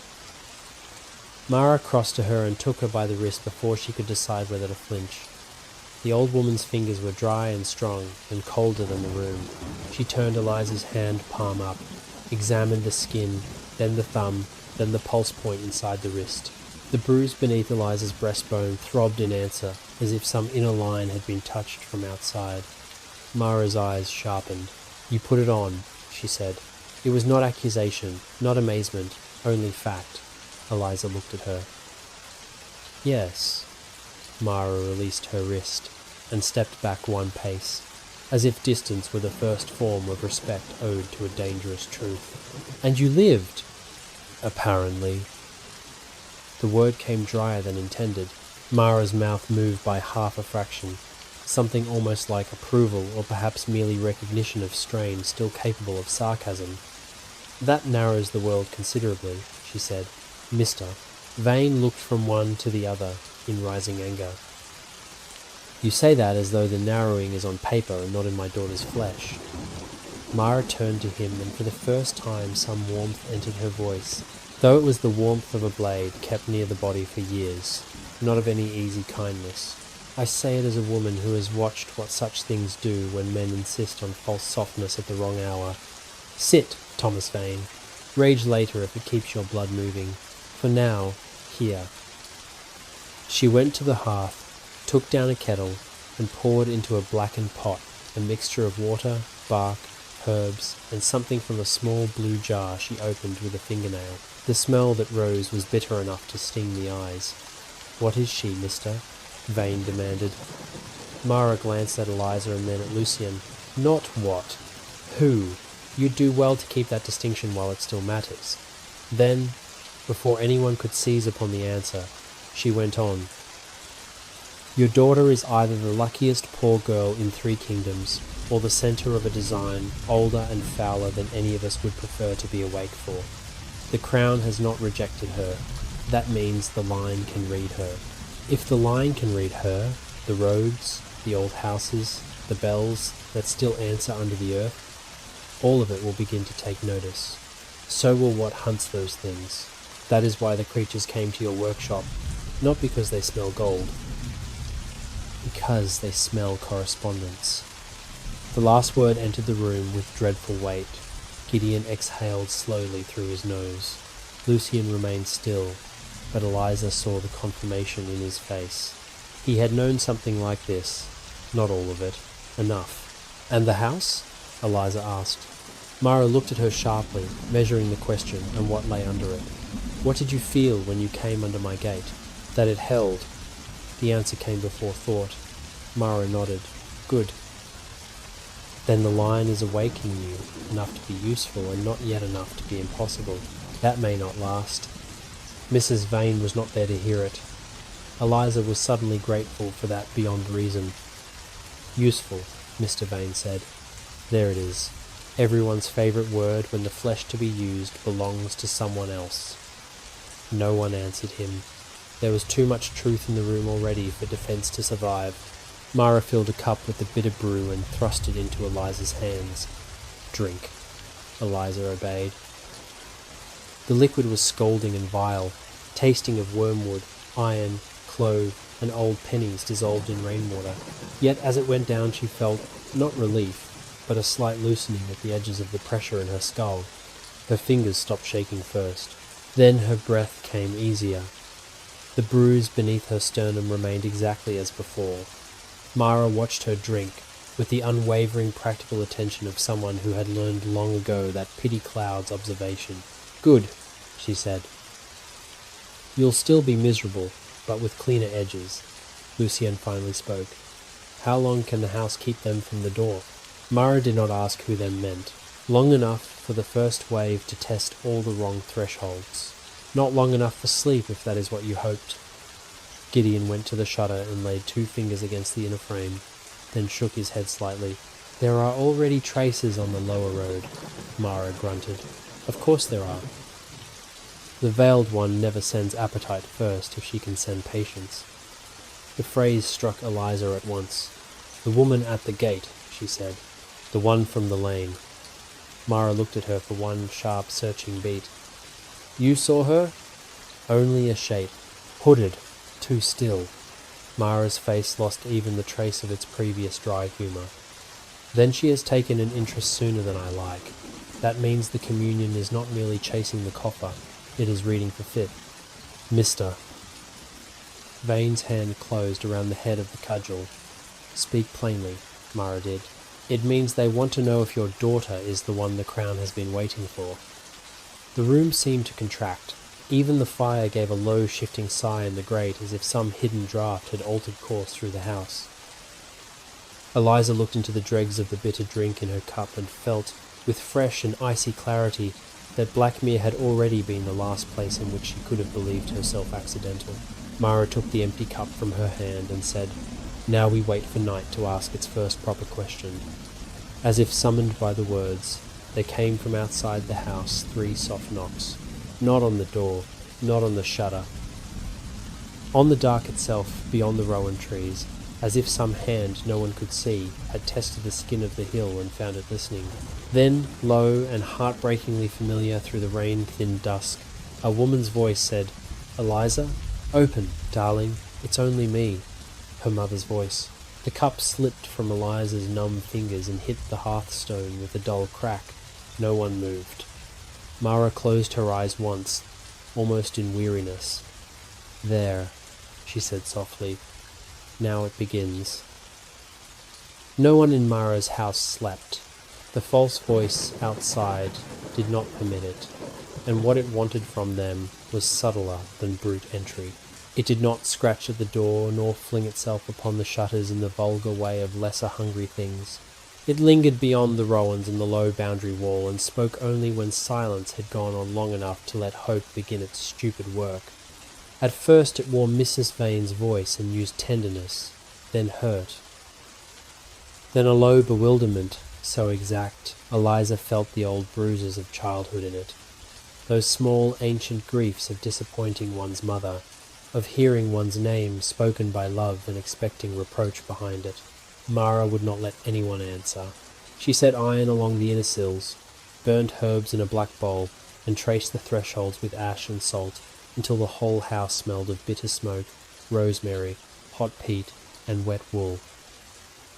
Lucien remained standing for most of the night, with one shoulder against the wall between the hall and the main room, a shape cut out of black cloth and restraint, not resting, because rest would have looked too much like trust in circumstances that had earned none. Gideon took the lower watch at the front shutter and watched the road without once lifting the latch. Mr. Vane sat near the hearth with the cudgel across his knees and looked older in the firelight than Eliza had ever seen him look. Not because the years had come upon him suddenly, but because all the hidden bargains of ordinary life had been stripped away in one day and left him no work now but endurance. Eliza lay fully clothed on the narrow truckle bed in the inner room and learned for the first time what it meant to fear sleep, not because of dreams, but because waking had become too thin a wall against them. Whenever her eyes drifted closed, the line beneath her sternum would give a cold warning pulse and bring her back. Once she heard the voice outside change again, slipping from her mother's tones to the bright, false friendliness of the baker's boy who had died in Blackmere, inviting her to the window as though childhood and death had become equally serviceable masks. Another time it spoke in no familiar voice at all, but in a woman's low, amused register she knew at once must belong to the veiled one herself. "You are making her tired," the voice said through the weather dark. "That is unkind. Let her come and decide with a cooler head." Lucien answered that one, not by words, but by taking the black-hilted knife from his coat and drawing its edge once across the inside lintel of the door. Pale marks burned there for an instant, like frost catching moonlight. Outside, the voice gave a small dry laugh and withdrew. Near dawn, the rain stopped. That was worse than rain. Without its constant veil, the world around the house became too clear in its silence. The rowan stood black and still. The mere below Hallowmere seemed to hold the whitening sky in a dead flat sheet. The sounds of the village waking did not come in their proper order. No cart first, no chapel bell, no dog. It was as though the whole place waited to see whether Mara's hill would survive the night before deciding whether morning was worth beginning. Eliza rose from the bed, with every joint aching, and found Mara already in the kitchen corner, wrapping bread, dried meat, and 2 stoppered flasks in oilcloth. The old woman looked as if she had neither slept nor expected to. "We go now," she said without preamble, before the dark decides patience has stopped pain. "Mr." Vane looked from the shutter to the hearth and then to his daughter. "Your mother," the words failed him. Mara's face did not soften. "Your wife is safer in Blackmere among ordinary walls and church bells than she will be if you drag your worry back through the same road that now knows your daughter's shape. Mr. Vane's mouth tightened into a line so hard it seemed carved. Yet he did not argue again. Lucien had already begun checking the straps on the satchel that held the wrapped coffer. Eliza watched his hands and felt, even before the satchel moved, the familiar waiting tension gather in her chest. Gideon saw the look, and perhaps because one night in Mara's house had stripped some of the official distance from him, asked plainly, "When he takes it, does it hurt?" Eliza answered before pride could interfere. "Not at first. Then yes." Mara tied off the last bundle. "Good. Let it hurt." Pain distinguishes what is yours from what is merely passing through you. That was the sort of sentence only Mara could speak and leave behind her like another tool laid on the table. They left by the back, not the front. Mara opened a narrow postern hidden behind the wood stack and herb rack, a door so tightly fitted into the stone that Eliza would never have found it with ordinary eyes. The old line in the house shifted when it opened, not in alarm but in tired obedience, a hidden route for hidden departures. Lucian went first, then Gideon with the horse, then Eliza, Mr. Van, and Mara last. The cold outside hit like a clean wet cloth slapped across the face. Dawn had not brightened so much as thinned the dark. The world beyond the rise stood in bands of grey. The Rowans, the Lane, the Lower Mere, the distant clustered roofs of Hallowmere, still half asleep beneath the weather. They had gone no more than 20 paces along the back path when Eliza felt the first true change in the road. It did not come as a vision. It came as a tightening under the breastbone, then a faint easing at one angle and a warning at another, as if the old path beneath the mud and reed roots had begun at last to differentiate itself for her. Lucian altered his course without visible reason, cutting not down toward the village road but east through the low birch, break above the mere. Eliza followed and felt at once that the pressure eased. "You knew," she said before thinking. Lucian did not turn. Knew what? This way was cleaner. Cleaner than the lower road, yes. Gideon, walking close enough now for the horse's breath to steam over his shoulder, said, "Did you feel it?" Eliza nodded once. Mara, behind them, made a soft, approving sound. There it is, the first proper answer. Mr. Vane looked from one to the other with the expression of a man discovering that the world has become a language in which he is no longer fluent. If this is what passes for proper, I miss ignorance already. The path through the birches dropped them onto a cart track, long since surrendered to weather and grass, the ruts full of black water and the hedges crowding so close at either side that cloak and sleeve brushed wet thorn. Lucian kept them there only a short while before turning again through an opening no road sign marked. To the ordinary eye, it was nothing more than a gap in scrub. To Eliza it had begun to gather a different quality, a faint pressure of rightness, not comfort, but fit. She entered it, and the line in her chest loosened by 1 degree. The effect was small and wholly undeniable. She almost stopped from the shock of it. Behind her, Mara said, "Don't gape at the road like a country child at a relic. It hates being admired." That was absurd. It also helped. Eliza kept moving. They passed that morning out of the country of farms and parish boundaries and into land that belonged less obviously to men. Ditches widened into black channels. Hedges gave way to reeds and low willow. What roads there had once been sank under standing water and rose again in narrow stone-backed ridges no map in her father's house had ever shown. The sky remained low and colourless. Once, crossing a flooded strip no broader than a room, Eliza glanced down and saw, not their reflections in the water, but the warped pale suggestion of a stone arch beneath it, where no arch stood. She stopped dead. Lucienne turned at once. "What? Don't step there," she said. The words came out faster than thought. Gideon tested the spot with the butt of a staff he had cut from Mara's woodpile. The ground gave at once, not deep, but enough to show the path there had collapsed into black sucking silt. He looked at Eliza differently after that, not with reverence. With the colder and more useful respect one gives a person whose warning has just saved an ankle, a horse, or a life. "Useful," Mara said under her breath. And if the word had once sounded cruel from others, in her mouth it sounded like the beginning of responsibility. They walked until the day had worn itself thin, and no one had spoken of Hallowmere for hours. Hunger sharpened. The cold got into the knees and the lower back. Mr. Vane began to lag visibly, though his pride made him call every pause a matter of footing rather than strength. Gideon gave him the easier side of the path when he could without making a show of it. Lucienne never wasted words urging speed, yet somehow his body itself made speed contagious. To walk behind him was to be unwillingly dragged forward by the severity of his motion. Eliza felt the coffer more sharply the farther they went, not because Lucian carried it poorly, because the road itself seemed to make relation between them harder and more exact. When the satchel shifted against his shoulder, the pressure in her chest altered with it. When he changed sides to pass a cluster of standing reeds or took the narrow left edge of a submerged causeway instead of the right, something in her answered before the eyes understood.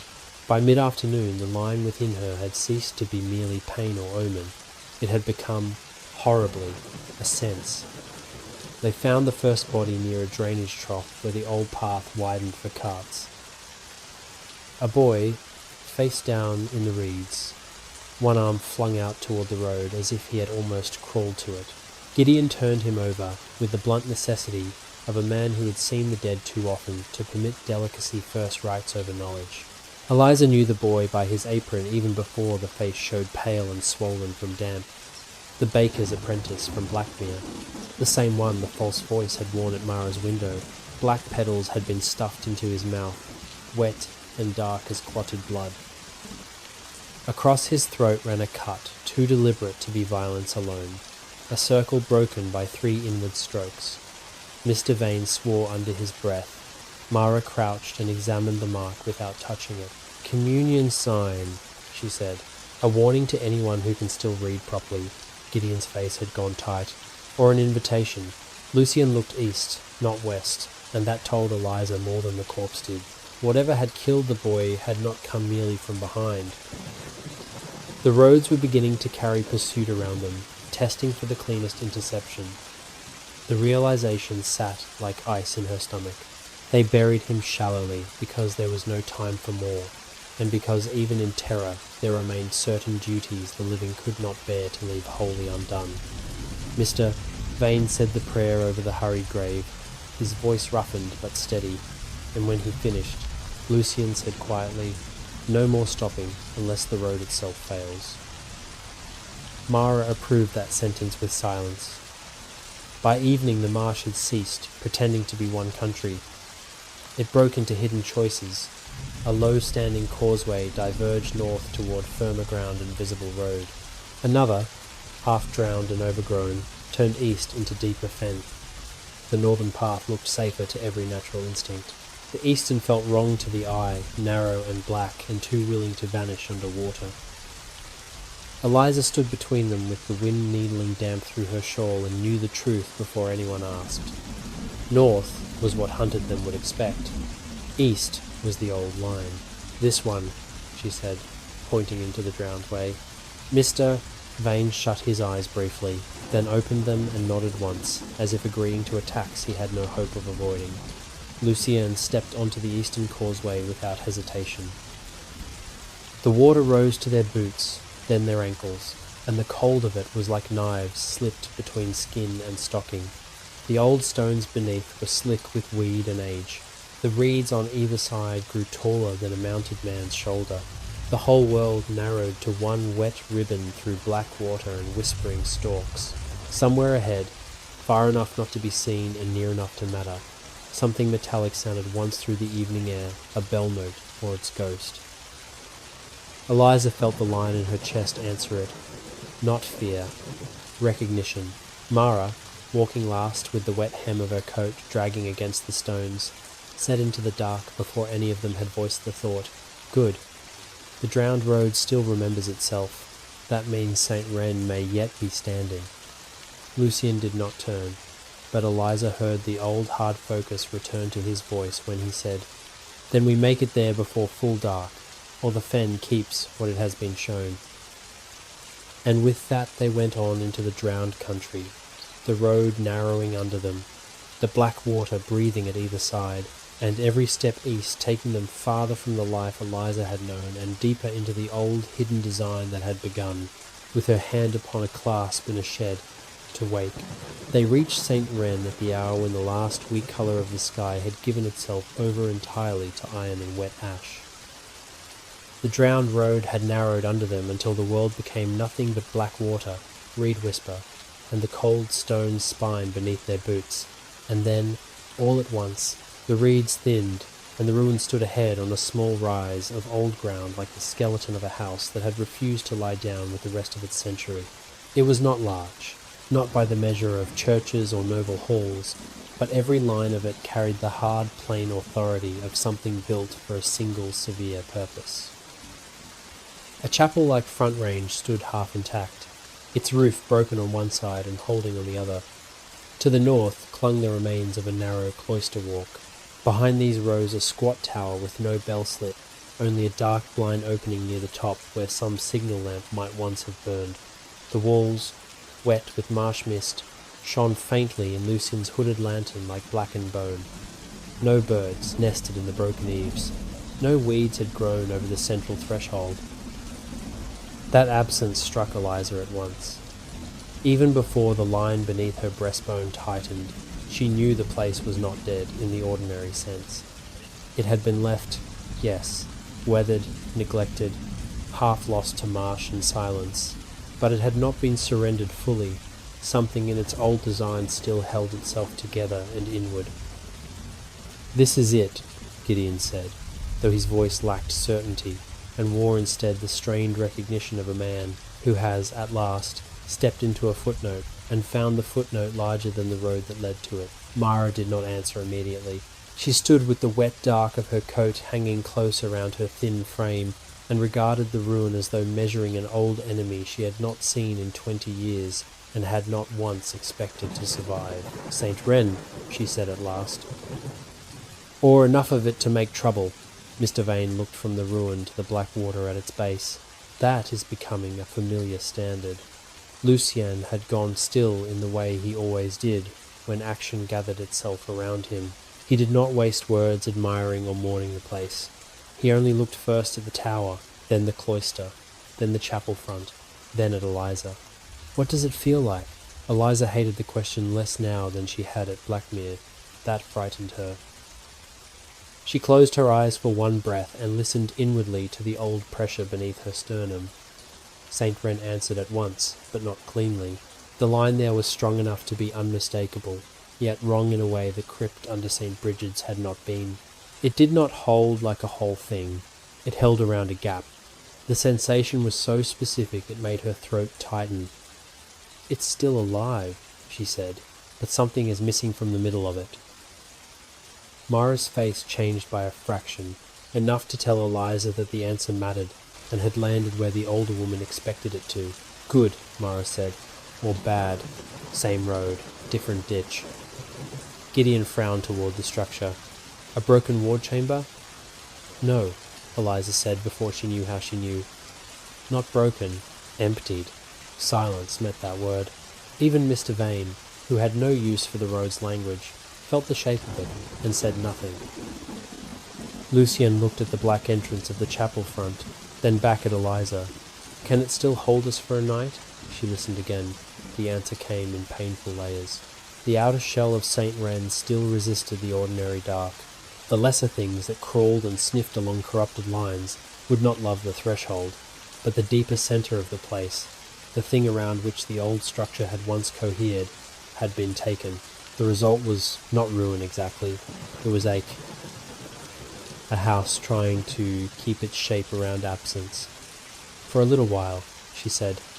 "If nothing stronger asks it a direct question." Mr. Vane exhaled once through his nose. "Then let us pray what's behind us has forgotten how to speak." Lucien took that for the permission it was not meant to be and moved up the rise first, lantern low, knife hidden but close. The stone steps leading to the front had sunk unevenly into the marsh over the years. Water stood black in the cracks. Eliza followed with the cold of the climb in her knees, and the sharper, colder feeling of being recognized by the place long before she crossed its threshold. The chapel door had long since warped, but not rotted. Lucian had to put his shoulder into it once, then again, before the old wood and swollen frame gave with a groan that seemed too loud for the marsh. The air inside came out dry and stale and touched with old wax, stone dust, and something fainter beneath that iron, age, and the bitterness of old incense ground so deep into the mortar that time itself had not managed to scrape it free. The nave beyond was narrow, severe, and almost empty. The benches had been removed generations ago, or never existed. The floor was laid in pale stone squares darkened at the seams. At the far end stood not an altar in any ordinary parish sense, but a raised platform with a low table of black stone set before a carved wall screen. The carvings there were unlike St. Bridget's painted saints and village pieties. They showed circles descending into circles, stars caught in lattices, thornwork, and something like bells with their mouths turned downward. Eliza stopped 3 paces inside. The line under her sternum clenched with such force she nearly put a hand to the wall. The missing thing was not in the nave. It was below. "Undercroft," she said. Gideon's head turned sharply. "There is one?" "Of course there is," Mara said. "These houses were built like lies. The truer part always sits underneath." Lucian did not wait for further explanation. He passed down the side aisle, found a narrow door, worked into the wall near the screen, and tried the latch. It held. Mara came up beside him and set her thumb against a worn patch of iron shaped like a thorn. "Not by force," she said. "If the line still has any manners, it will answer old habits before panic," she pressed. Nothing happened for the space of 2 breaths. Then, somewhere within the wall, a bar released with a soft, heavy drop. The door opened inward on a stair cut into stone. Cold rose from below at once, clean and mineral, and touched with the same dry, ancient bitterness Eliza had first smelled when the coffer fell into her father's shed. The sensation that ran through her then was not fear exactly. It was kinship of purpose, and that was worse. They descended. The stair turned once, and then opened into a low circular chamber supported by squat pillars. Here the old line was strongest, or had once been. Eliza knew it before her lantern-adjusted eyes made out the floor. The paving was incised with circles and channels much finer than those in St. Bridget's crypt, all converging toward the centre where a round plinth rose knee-high from the stone. But there the line broke. Not physically, not in collapse. Something had once stood upon that central plinth, or been housed within it. Something around which the circles had been designed to hold force and meaning. Now the plinth was bare. No cavity gaped in it. No stone was missing. Yet the absence there was palpable enough to feel like cold wind moving through a room with no opening. Eliza stared and felt the ache of the chamber strike through her breastbone in answer to the ache already seated there. "This is wrong," Gideon said. And for once the cathedral man's voice held no office at all, only the scholar's naked horror before a mutilated system. Mara said nothing. She went to the central plinth, crouched, and passed her hand through the air above it without touching stone. Her eyes narrowed. "Yes," she said at last. Wrong by intention. Lucian had set the satchel down by the base of one pillar, careful to keep it from the centre. Even so, the room answered the coffer with a faint whitening in the nearest cut lines, a pale, hard reaction like frost trying to form in old scars. Eliza felt that too and nearly staggered under the doubled relation of crown and chamber. St. Wren knew what the coffer was, or what belonged in the same family as what had once stood here. What was taken? She asked. The words sounded too loud in the round chamber. Gideon looked at the plinth and did not seem to realize he had taken one step nearer to it. "If the old records mean what I think they mean," he said slowly, "this would not have held a relic in the parish sense. Not bones. Not a saint's fragment. Something infrastructural. An anchor object." Mara gave him a sideward glance. Learning to speak like a roadkeeper at last. Gideon ignored the barb. "A bell heart, perhaps, or one of the lesser vessels used to bind the eastern line." Lucian's face had gone very still.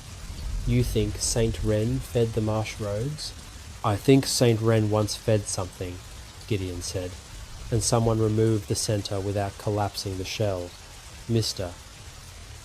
Vane, standing by the stair with the cudgel in one hand and the stubbornness of ordinary life in the other, said flatly, "I would like one of you to tell me in words a tired tailor may understand what all that means." No one answered immediately. At last Mara said, "It means this house was built to hold and direct old power through the roads under the fen.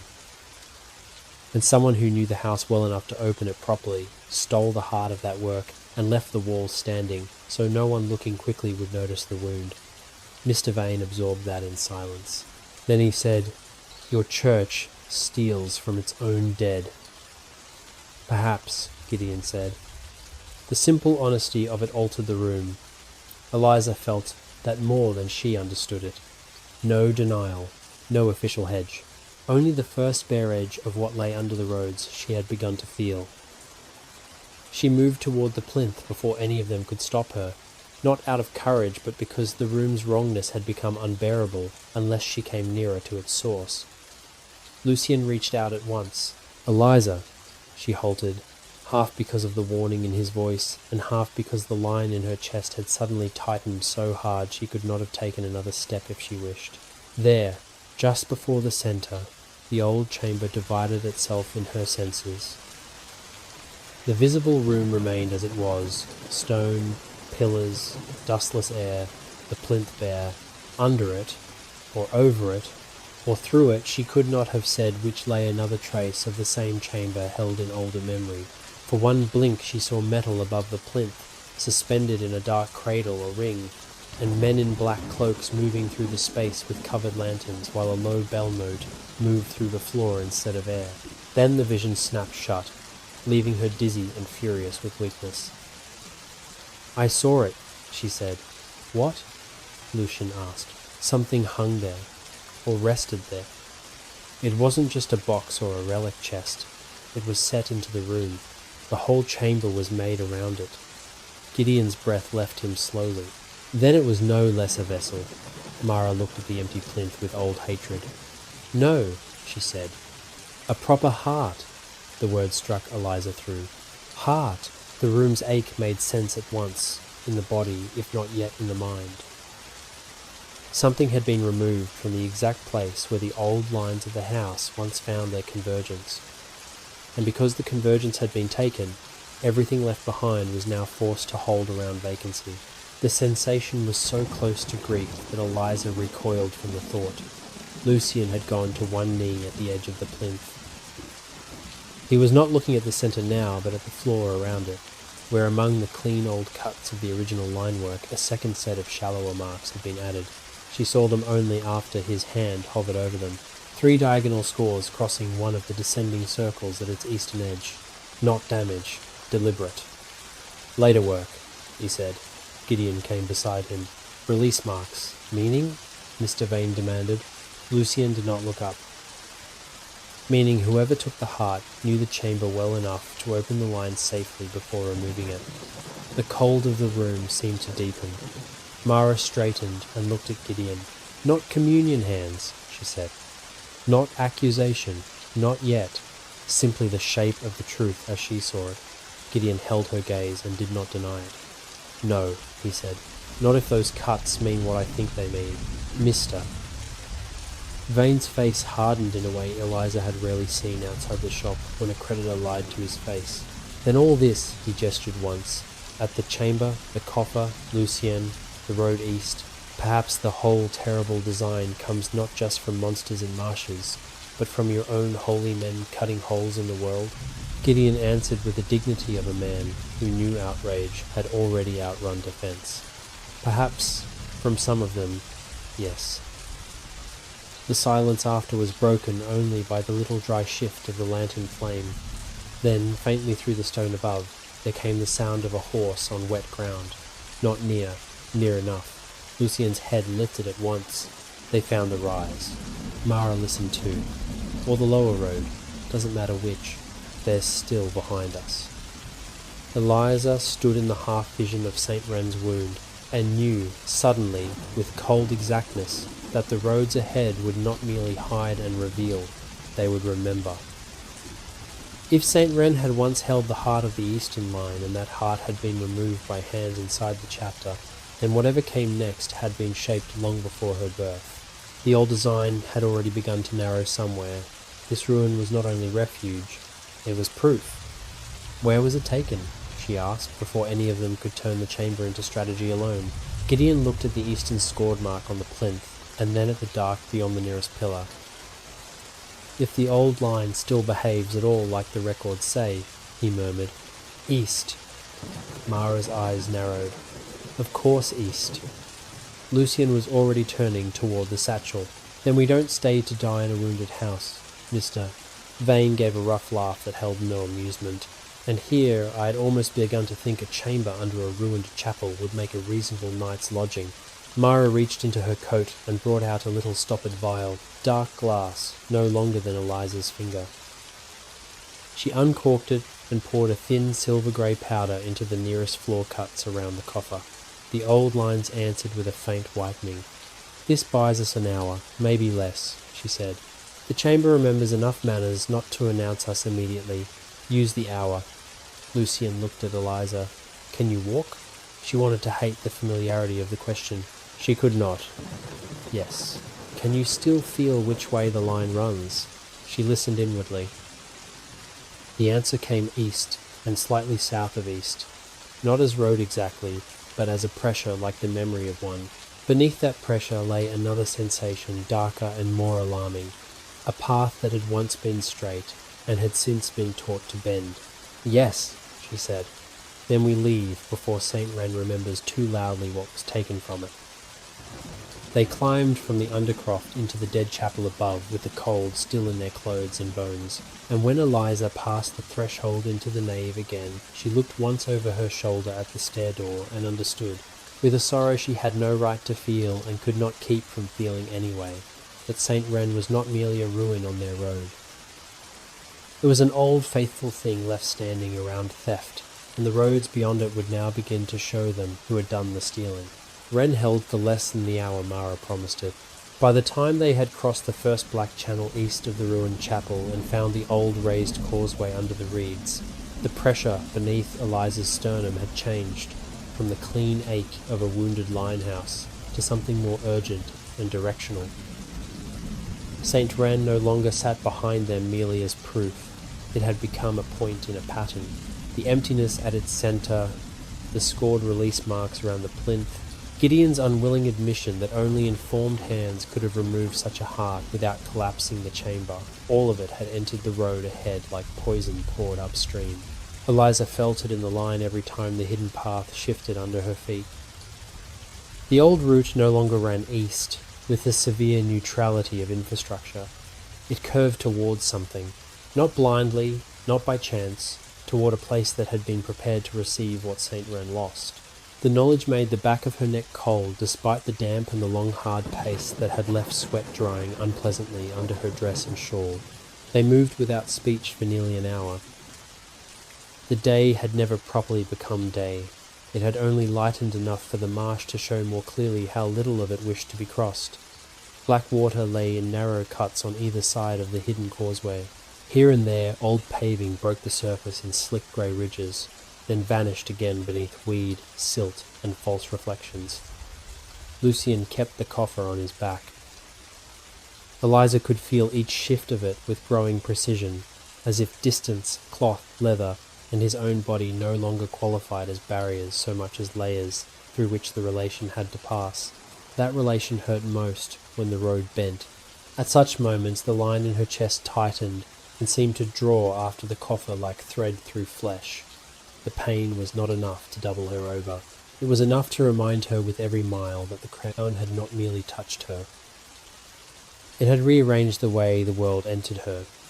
Mara noticed before anyone else that Eliza's breathing had shortened. "How much worse?" she asked, without turning. Eliza almost said manageable and hated herself for how quickly the answer came. "When the path curves," she said instead. Mara nodded once.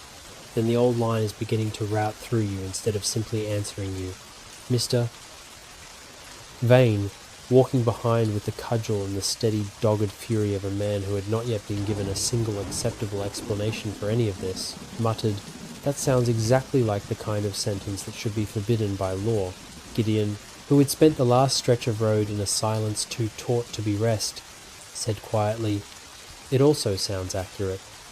No one improved upon that. They found the bridge just past noon. If noon, it still was beneath such a sky. It rose from the marsh, not as a picturesque ruin, but as a stubborn survival of Roman stone, squat and broad-backed, its central arch still carrying the old road over a slow black cut of water that fed the fen. The parapets had partly fallen, moss furred the upper stones. Yet the thing held. and as soon as Eliza saw it, she knew two things at once. First, that the road wanted them over it.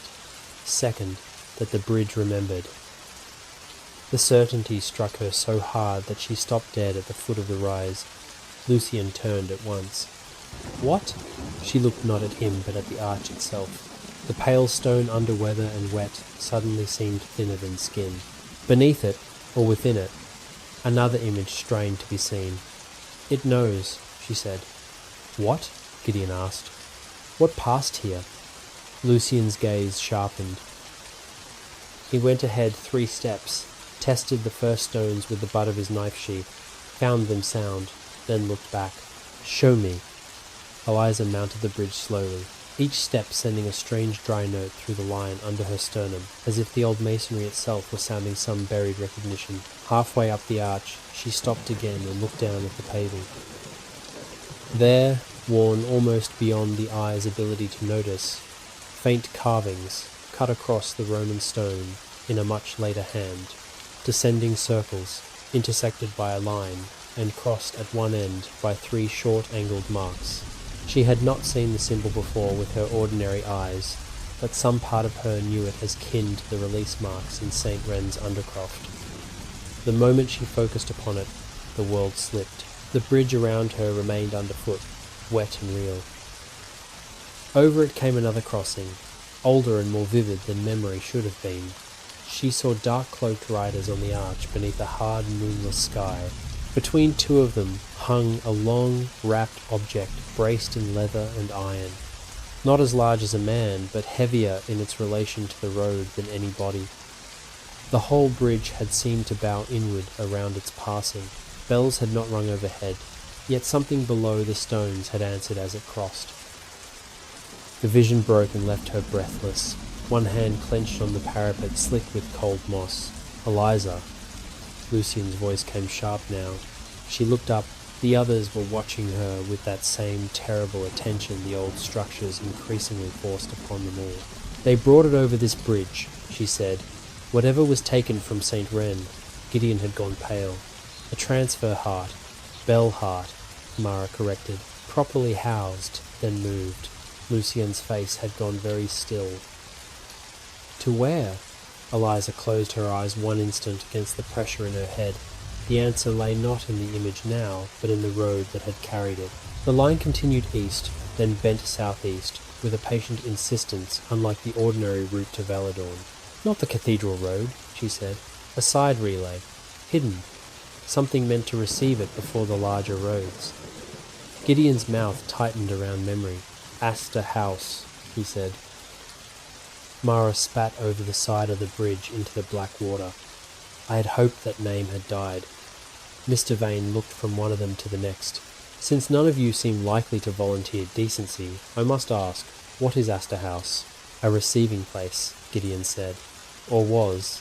One of the old eastern houses used when burdens were too dangerous to move by the open routes." Mara's eyes had gone hard as iron nails. And if St. Wren fed the road and its heart was taken east, Astor didn't just receive. It was chosen! Lucian turned without another word and stepped down from the bridge toward the southeastern bend Eliza had named. No one argued.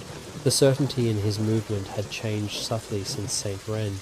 Before, he had used Eliza's perception because necessity demanded it. Now he moved as if his own calculation had already accepted that the line through her was no passing symptom but a fact to be built around. That knowledge should have reassured her. Instead, it filled her with a fresh and intimate unease, because every act of trust also drove the terrible truth deeper. They were no longer trying to restore her to the world that existed before the crown. They were learning how to survive the one that came after. The road to Astor House left the marshes more open, drowned country and entered lower alder growth and blackthorn scrub. The ground firmed in uneven patches. Ancient wall lines appeared and vanished. Once they crossed through the remains of an old outer boundary, 2 stone posts leaning toward each other like conspirators too tired to stand straight. The line in Eliza's chest grew sharper the nearer they came. Not pain only, expectation. Yet, unlike St. Wren's wounded ache, what lay ahead did not feel hollow. It felt altered and waiting. The distinction made her sick. "What now?" Lucien asked, when she faltered a second time. "It's there," she said, "and it knows." "Knows what?" Gideon asked. She looked into the grey tangle ahead, where the hidden path widened almost imperceptibly. That something once meant for the road stopped there long enough to change the house. Mara gave a low sound in her throat that might have been agreement or contempt. Then Asta held the heart. The house revealed itself by degrees.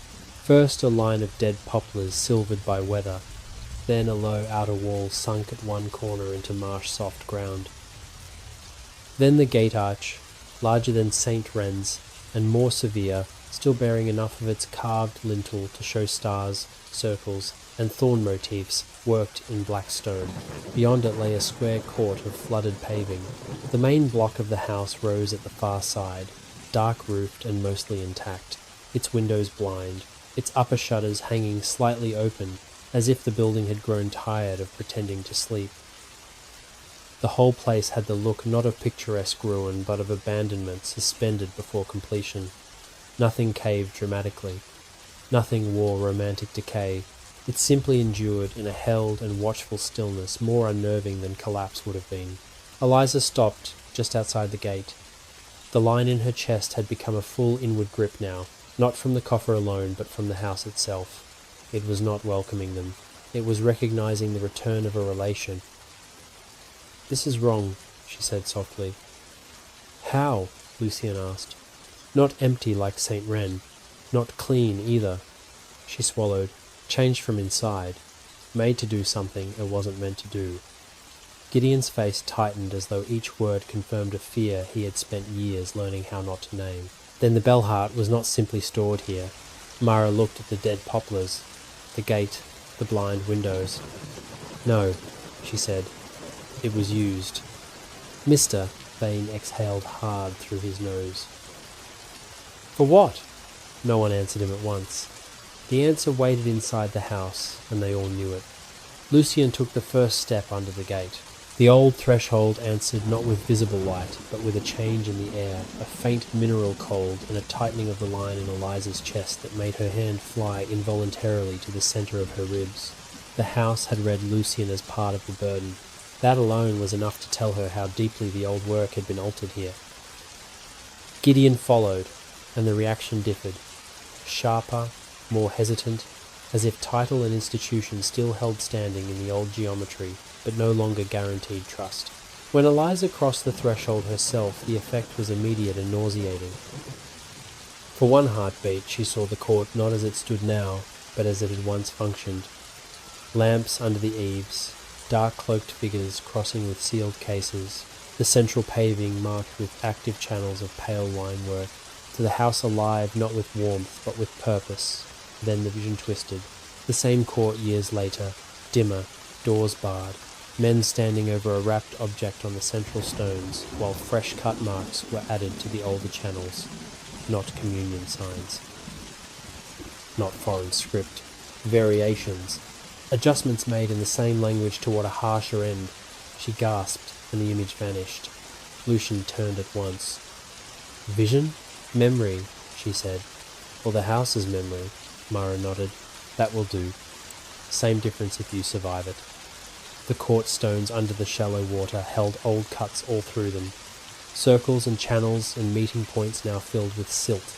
Eliza knew at once not to step on the centre. The pressure there was wrong in a way too subtle for ordinary fear, too smooth, too finished.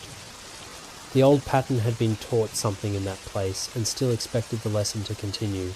"Not there," she said sharply when Gideon and the horse began to angle toward the most open line across the court. Gideon stopped. The horse tossed its head. "Why?" "Because that's where they worked it." "Worked what?" Mr. Vane demanded. Eliza looked at the flooded centre of the court, at the house beyond, at the old lines nearly hidden under black water. "The road." Mara stared once at her, and then at the ground. "Good girl." There was no softness in the praise, only the hard, grim satisfaction of a craftsperson finding the apprentice has finally felt the grain under her hands. Lucien led them around the edge of the court, under the surviving cloister walk. The covered stone there was drier and the line work weaker. as if the house itself preferred burden to enter in stages. The side door yielded after one shoulder from Lucien and a narrow iron tool from Mara that she slid into the seam and turned with no explanation. Beyond lay a writing chamber, or records room. Shelves lined the walls, most collapsed. A table stood on 3 legs and 1 stack of stone. Dust lay everywhere, but too thinly, not recently disturbed. Simply not allowed to settle fully, as if the room breathed by old habit once or twice each year. Gideon's eyes caught at the scraps of blackened parchment on the floor with nearly painful yearning, but Lucien's glance cut that off before it could become movement. Later, Gideon nodded once, jaw tight. Eliza felt the house answer more strongly below. "Undercroft," she said. Mara had already found the narrow stair behind a broken screen. Of course.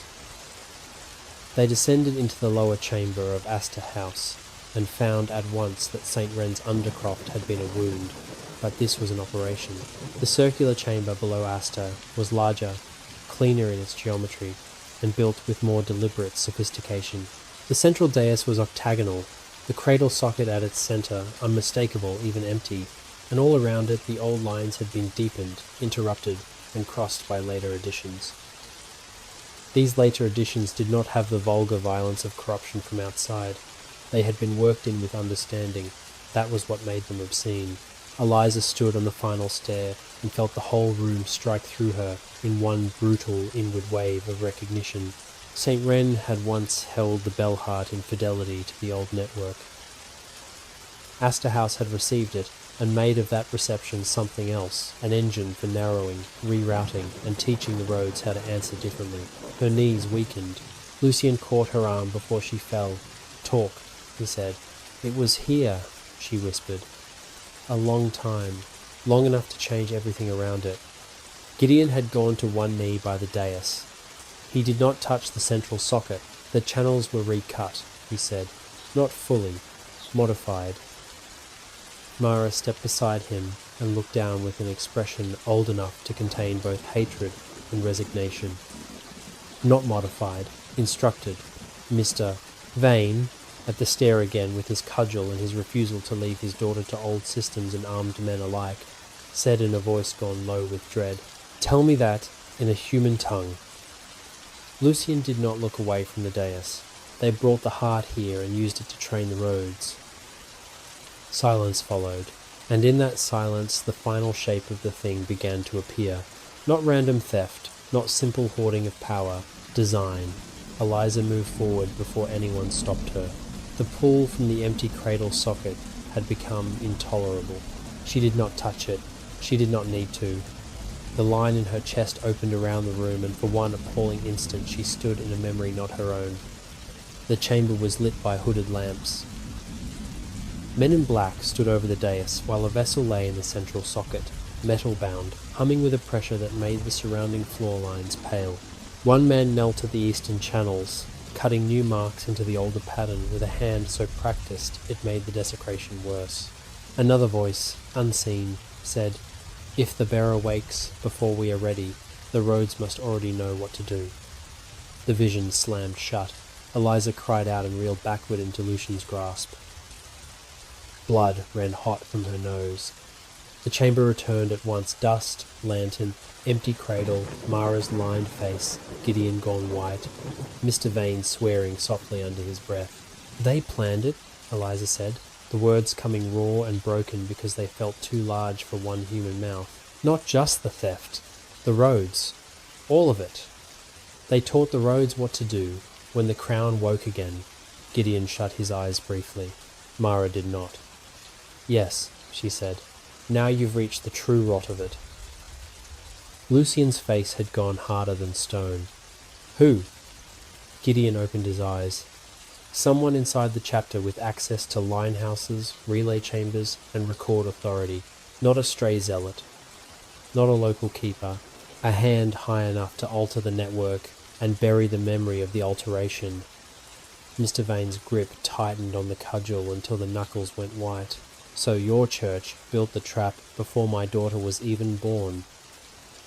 Gideon answered with the dignity of a man too honest to insult the room with denial. "Yes." The words stood there, absolute and ugly. Above them, through stone and distance, came the faint sound of a horse in the court. Then another, then silence, patient and sure. Lucienne looked up. Mara looked too, and the old contempt in her face sharpened into urgency. Enough. The house has told us what it means to tell. If we stay, it will tell them as well. Eliza listened and knew she was right. The line in Astor House had already begun to shift in answer to pursuit at the threshold. The old place was not loyal to them, it was loyal to relation. Anyone strong enough to press the right question at the right seam would receive an answer. "We leave now," Lucienne said. "How?" Mr. Vane demanded. "The gate?" Eliza was already shaking her head. "No, there's another way. Under." Mara's mouth twitched once, almost in fierce approval. Good. The old receiving houses always kept a second mouth. Otherwise they'd never have lasted a generation. Lucienne looked at Eliza. "Show me." And so, with the horse above, the veiled pursuit nearing the court, and the ruined old design of the roads finally beginning to reveal the depth of its betrayal, they turned from the empty cradle of Astor House toward the hidden underway that might still carry them east before the trap they had uncovered closed around them completely. The underway beneath Astor House spat them back into the marsh through a stone throat no wider than a grave slit, and the world outside felt at once too large and too thin after the infected order of the chamber below. Eliza came out first on hands and knees into black sedge and wet rushes. The satchel with the coffer passed after her and taken from Lucienne with the same careful distance they had learned to keep whenever skin and relic might otherwise meet too directly. Cold air struck her face, and seemed almost clean after the mineral bitterness trapped below the house, but the line beneath her sternum had changed again. It no longer merely ached toward eastward structures or tightened around old roads. It had become sharper, more interior, as though some part of the design they had uncovered in Astor had now begun to press not only around her but through her. Behind them the old house remained silent for the space of a few breaths. Then, somewhere above, and inside its sealed lower ways, the door shut with enough finality to make the marsh hold still around the sound. Mara dragged a slab of wet stone and half a tangle of roots over the low opening through which they had emerged. "Not hidden," she muttered, breath showing pale in the cold, but less welcoming. Gideon had already gone to the horse, which had found its own exit by some stable cut or service drain farther along the wall, and now stood trembling, nostrils wide, every line of the animal refusing the ground it stood on. Mr. Vane climbed out last, with mud to the thigh, and one shoulder nearly useless. Yet he said nothing until he had turned once and looked back at the walls of Astor House, rising dark and blind over the reeds. Then he said, with the dry ruin of humour that had become his only defence against the scale of what he had been forced to witness, "If every church building to the east grows worse under it, I shall begin to take it personally." No one answered. They were all listening. The old lines around Astor had not gone quiet. They had become more careful. Eliza felt the house behind them like a sealed wound, beginning to wake under pressure. The chamber below had told them enough to make the rest of the network legible in a new and more dreadful way. The roads had not merely been made secret, they had been taught. The line houses had not merely decayed, some had been thinned, emptied, redirected. The next bearer of the crown, whoever she might prove to be, had long ago been anticipated by a design meant to narrow her choices, and let the roads themselves sort her into whatever the hidden hand behind the alteration preferred. That truth had not remained in Astor. It moved with them now, like another hunger. "East," Lucienne said. It was not a question. Eliza closed her eyes for one heartbeat against the flat grey world, and listened inwardly. The answer came at once, and with a force so clean it almost frightened her more than the infected pool of Astor had done.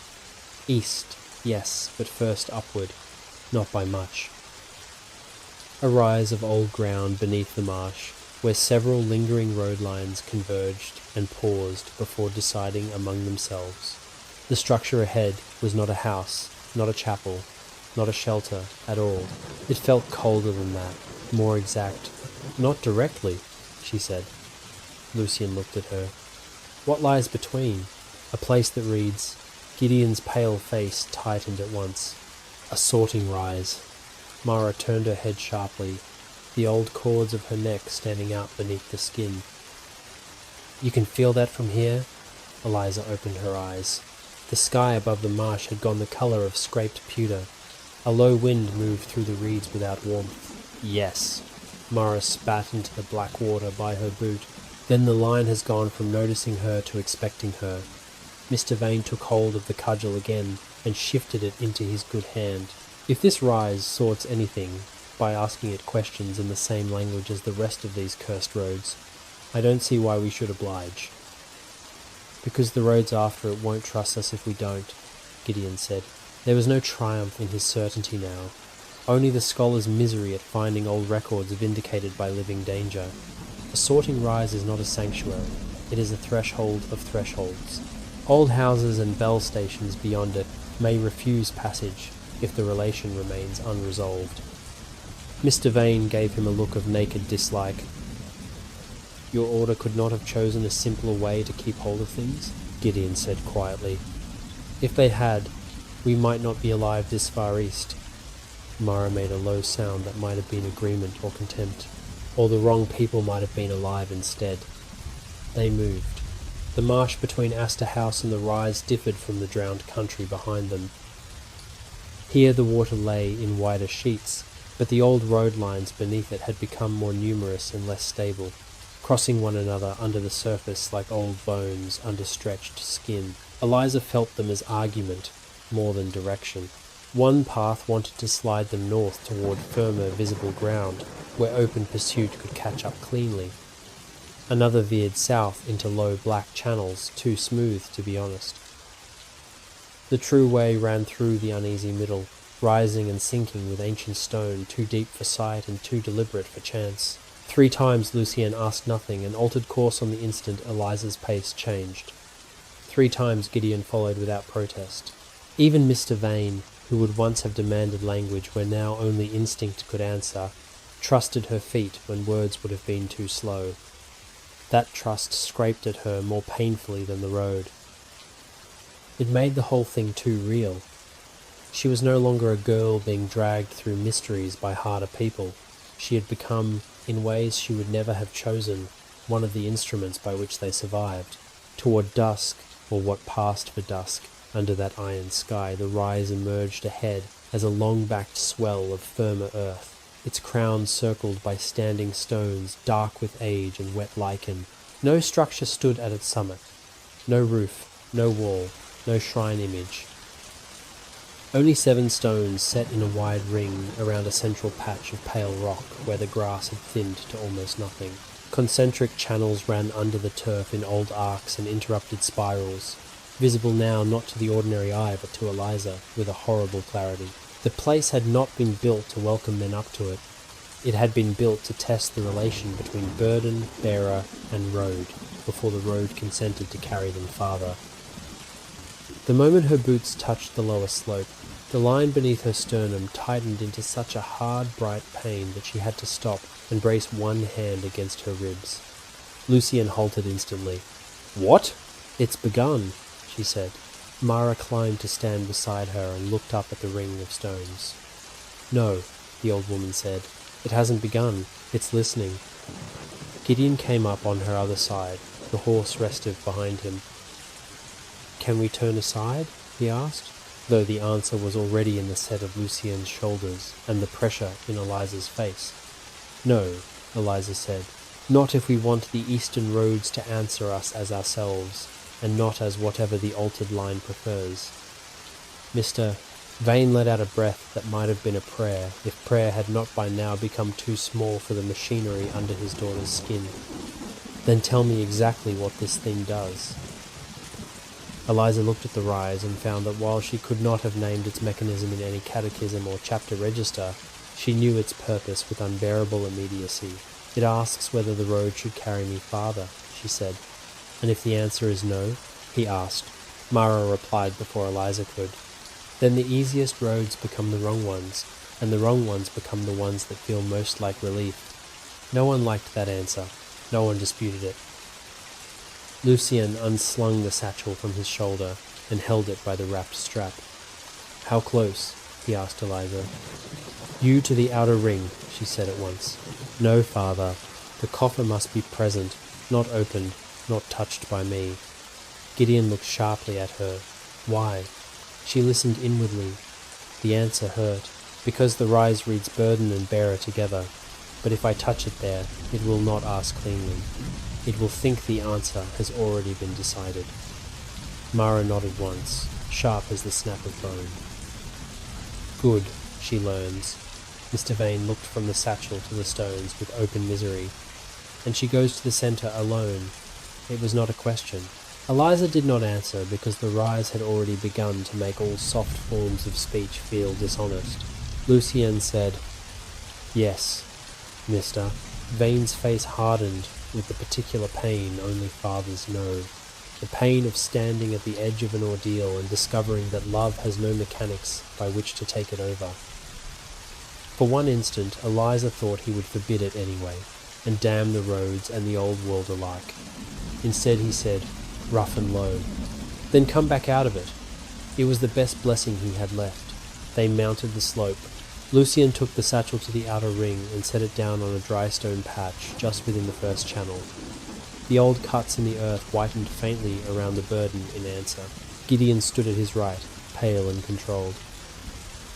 Mara took a place farther back, not interfering with the riser's direct reading, but close enough to know when that reading soured. "Mister." Vane remained at the base of the inner channels, because the old place did not know what to do with a father's ordinary human love, except keep it respectfully out of the grammar of the test. Eliza walked inward alone. The first channel gave beneath her feet, not physically but inwardly, as if some old mechanism in the place took account of weight and relation and opened the next step only when the previous one had been answered. At the second channel the world shifted. The standing stones around her did not vanish. They doubled. For one blink she saw them whole and newly set, capped in bronze that caught no visible sun, each face cut with script, too old for any parish prayer, and too severe for decoration.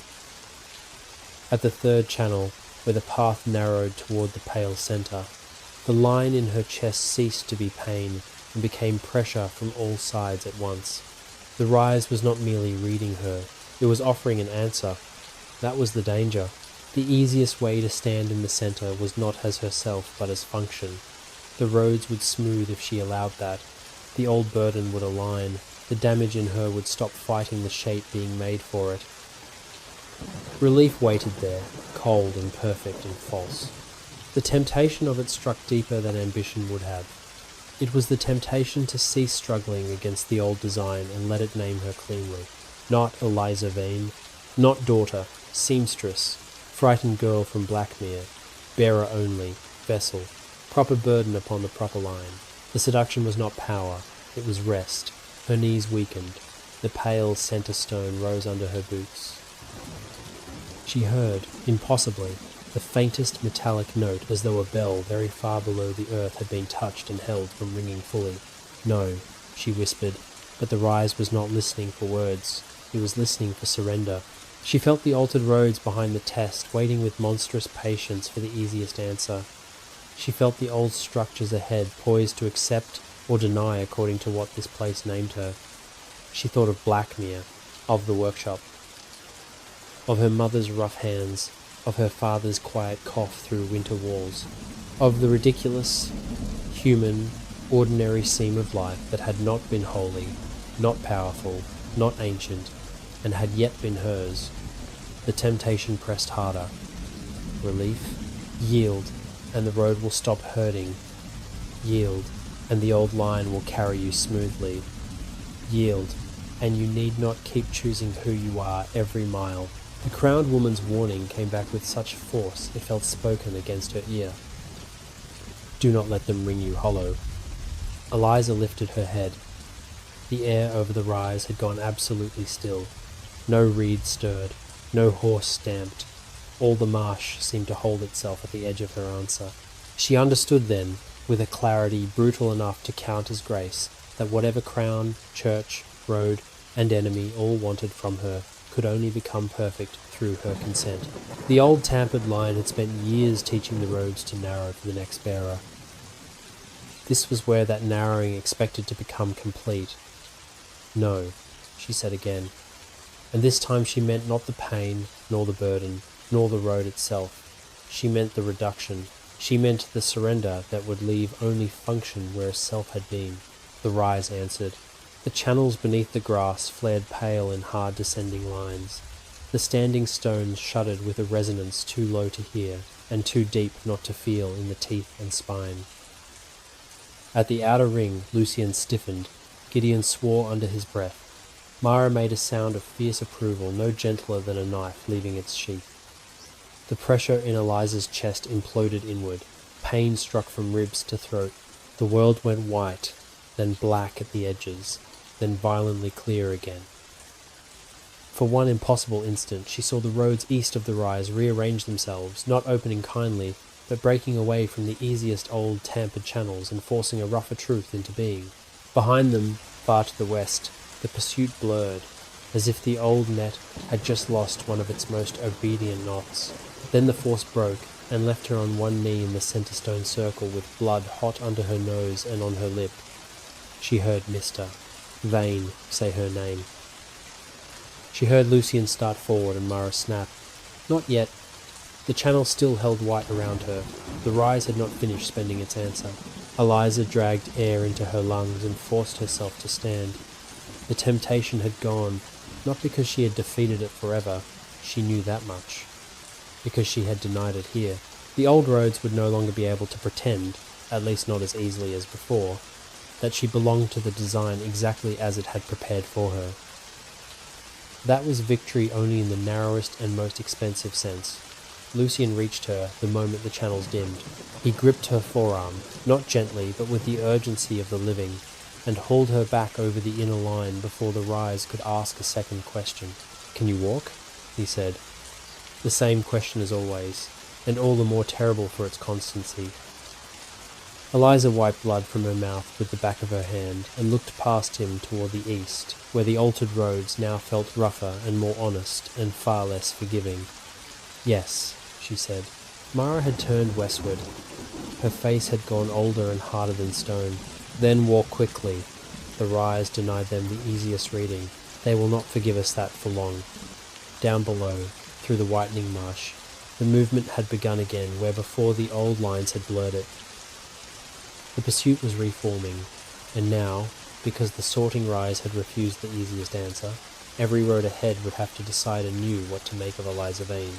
They left the sorting rise before the white fire had fully faded from the channels under the grass. Eliza could still feel its aftershape in her bones as they descended, not as memory alone, but as a hard residual vibration in the place where the line beneath her sternum had pressed and nearly remade her. The old roads east of the rise no longer lay with the same false smoothness they had carried before. They broke, doubled, argued, corrected themselves. What had once been an easy narrowing now felt like a system forced to think around her refusal. "That," Mara said, as they took the slope down into the long wet country beyond, "was better than surrender and far worse than convenience." "A road that's been denied the simple answer becomes honest," she said. "Honest roads are difficult, Mr. Vane," wiping blood and rainwater from his daughter's mouth with the corner of his sleeve in a gesture so ordinary it nearly unmanned her, muttered, "I am beginning to despise honesty." Lucian had the satchel with the coffer on his back again. The relation between it and Eliza had not eased after the rise. If anything, the pressure had become cleaner, less disguised by the old tampered line and therefore more exact. When Lucian moved too quickly, or the satchel shifted against his shoulder, the answering pull beneath her sternum tightened like wire drawn over bone. She did not She had passed beyond the luxury of pretending pain might shame the road into mercy. Gideon noticed anyway. Of course he did. The canon watched her now, not like a scholar watches a phenomenon, nor like an officer measuring risk in a human asset, but with the strained precision of a man who had begun to understand that the older records he once filed under obscure necessity had all along been written in flesh. "If it worsens," he said once, when they halted to let the horse pick its way through a half-flooded line of alder roots, "say so before the next structure begins reading." Mara gave him a side glance, dry enough to flake paint. "Your church takes 20 years to learn what good women tell it in one winter." Gideon, too tired and too compromised by truth to answer, as a canon properly should, only said, "So I'm discovering." The eastern ground gathered itself under them. Less open marsh now, more low black ridges of firmer earth, water narrowed into channels and cuts rather than broad reflective sheets. The old line, roughened by the sorting riser's refusal, bent toward a place Eliza felt long before she saw it. Not a house like St. Ren, not a receiving place like Asta, not a testing field like the rise itself. This one held itself behind closure. It did not project ache or manipulation into the roads around it. It withheld. The sensation was so distinct in comparison to what they had crossed that Eliza stopped twice in 1/2 mile just to listen inwardly and be sure she had not mistaken reserve for absence. Each time the answer remained the same. Something ahead still kept itself by old rules, and because of that, the roads around it were forced to approach with more care than the altered network preferred. "It isn't hurt," she said at last. Lucian, who had learned by now that when she spoke into her own silence, it meant something had taken shape in her senses rather than in guesswork, asked, "What isn't? What's ahead?" "It's still itself." Mara's face, old and weather-carved under the hood, sharpened with a kind of grim satisfaction. "Then we're near one of the inward halls." Gideon looked from one to the other. "You're certain?" "No," Mara said. "Only older than your books, and therefore more likely right." It showed itself near dusk, though dusk in that country was less an hour than the final acceptance that daylight had never intended to help them. The walls came first, low and black against the whitening sky, then a square tower without bell or battlement, then the open gate in the paved court within, half drowned and lined with arcades. It was the same enclosed place they had later escaped from in the longer road of the unwritten version of their future. But here, in this tighter telling, it arrived exactly when it should, as the first true eastward structure still capable of reading bearer and burden without obvious corruption. The gate standing open made Mr. Vane stop dead. "No," he said immediately. "Anything with a gate left open in this story can damn well wait outside." Mara almost smiled, which on her face looked like a scar shifting. Sensibly said, "Useless, but sensible." Eliza stood at the threshold and felt the hall within, listening. Not luring, not inviting, listening. The difference crawled over her skin like cold rain. St. Ren had hurt. Asta had hidden infection under ceremony. The sorting rise had pressed temptation into the shape of relief. This place did none of those things. It simply held its old terms, and waited to see if those terms still had claim on what approached. Lucian stepped through first. The line under Eliza's sternum twitched once, hard and narrow. The gate had read him burdened office, accepted damage, courier by the older language, if not by the present comfort of the chapter. Gideon followed and received from the house a colder reading, legitimate yet suspect. Mara came after, and the place seemed almost to shrug at her, recognizing old practical relation beyond title. Mr. Vane crossed with blessed simplicity. A father, exhausted, angry, and wholly unclassified by the old geometry. When Eliza stepped under the gate, the world doubled. She saw the court as it stood, wet stones, dead grass, blind windows, the towers slit dark against evening, and at once over it a second memory of itself laid thin as smoke. Cloaks moving in ordered haste, small lamps under the arcades, sealed burdens crossing from hand to hand under strict silence. The place had once been alive in the way old instruments are alive. Not warm, not merciful, but purposeful. That purpose had not been gutted, it had only been put away. "This house remembers what it was," Eliza whispered. Gideon heard her and went still. Mara said, "Good. That means it may remember what it owes." The hall doors at the far side of the court remained closed, but Mara found beneath one lintel stone a hidden thorn-shaped iron catch, and made Gideon test the old script beside it with his thumb. Nothing. Then Lucien. This time the old bar inside loosened and dropped with a soft final slide. The door opened inward. They entered a long hall, narrower than a church nave and stricter than any chapel. No altar stood at the far end. Instead there was a dais of 3 low steps, and a carved screen of dark oak and pale stone behind it. All worked in circles, stars, thorns, and descending lines. The benches along the walls had the air of witness places rather than pews. Lamps hung empty in old brackets. Dust lay, but not thickly. The room had been closed, not abandoned. Eliza felt the old line in it take hold of her at once. Not the assault of the crown, not the lure of the roads. Comparison. The hall was measuring what she was against, what it had once been built to receive. The sensation hollowed her lungs for a breath. "What is it?" Lucien asked. "It expected something like me," she said, then corrected herself because the hall itself corrected her. No, it expected something simpler. Gideon's pale face tightened. Mara gave one curt nod. "Then don't simplify for it." The coffer could not remain at random in the room. Eliza knew that with the same instinctive certainty with which she had read the roads. "Not on the benches," she said when Lucien moved as though to set the satchel down on the lower step before the dais. Lucien obeyed without comment. The moment the satchel touched the old stone there, the carved circles in the back screen whitened faintly at the deepest cuts. The room was engaging. Mara placed herself back and left. Gideon took the right, formal enough for the hall to read his office, but not so near as to presume authority. Mr.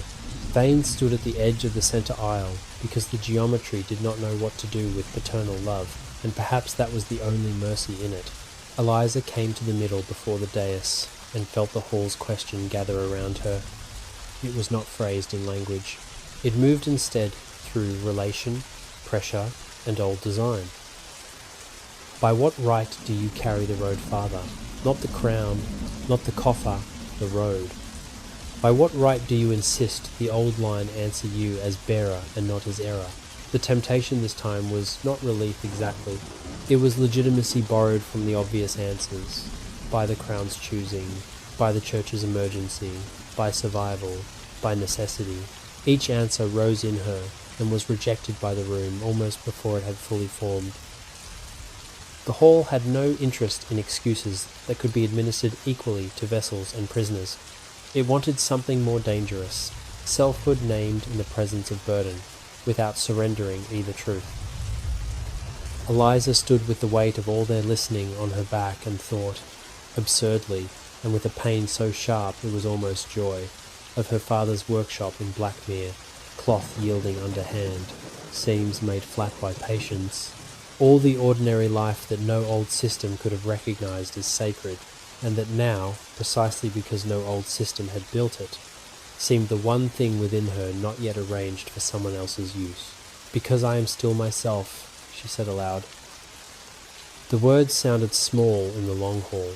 The answer they received was not. A pale line of clarity ran through the carvings on the screen and down into the dais. The satchel with the coffer shifted almost imperceptibly. A terrible pressure beneath Eliza's sternum eased not into comfort, but into acknowledgement. The hall had accepted the answer because it resisted the tampered pattern rather than fulfilled it. Something in Lucien's breathing changed behind her. Gideon whispered a single word Eliza could not catch. Mara said, with savage satisfaction, "There." Then the back screen of the dais shuddered, and a seam opened in the stone behind it. A hidden recess revealed itself within the wall. Wrapped in blackened cloth and bound with silver wire gone dull from long years lay a rod of pale metal no longer than a forearm, engraved from end to end with the same descending circles and crossed lines they had seen in the older houses. One end had been broken long ago and repaired in a darker metal that did not quite match. Gideon went still with recognition. A road key, he said, and for once his voice held more reverence than fear. Mara looked at the thing with older and harsher knowledge. For interrupted houses, for wounded lines, for places the roads still remember but no longer answer cleanly. Lucien turned to Eliza. May I? Again that impossible measure of trust. Again the burden of answering it. She listened. The hall did not refuse him. Yes. He went to the recess, unwound the silver wire, and took up the rod. The old lines in the room sharpened at once around it, not awakening, aligning. This, Eliza understood, was not simply a key in the common sense, but an instrument by which the old network could be addressed without wholly surrendering to its damaged expectations. Not control, not salvation, a means of speaking back. Can it reopen what was closed? Lucien asked. Gideon answered, though his eyes had not left the engraved metal. Or close what was opened wrongly. If it still carries enough of the old authority, then we leave, Lucien said at once. The hall had given. To remain was to force it to say more than was safe. He had barely finished the words when hoofbeats sounded in the outer court. Not many. Enough. Measured on the old paving. A second later came the knock on the hall doors. Formal at first. 3 precise taps in the chapter pattern. Then silence. Eliza felt the line outside the hall tighten with attention and pursuit. The veiled woman was there now. Whether or not she had set a hand to the court stones, she could feel houses, read wounds, wait for old structures to betray themselves in the effort of choosing. Mara's face hardened at once. We do not let them test the hall against us. Gideon nodded. There will be a transfer passage. Lucien looked to Eliza. Can you find it? She closed her eyes and listened to the hall's deeper elation. Yes, not by simple proximity, but because the hall had just answered her and therefore acknowledged her standing enough to reveal the next layer of its old caution. The hidden route lay not through the outer court but through the side wall behind the witness benches, a narrow burdenway built for sealed transfers if the main court was compromised. There, she said, pointing. Mara was already moving.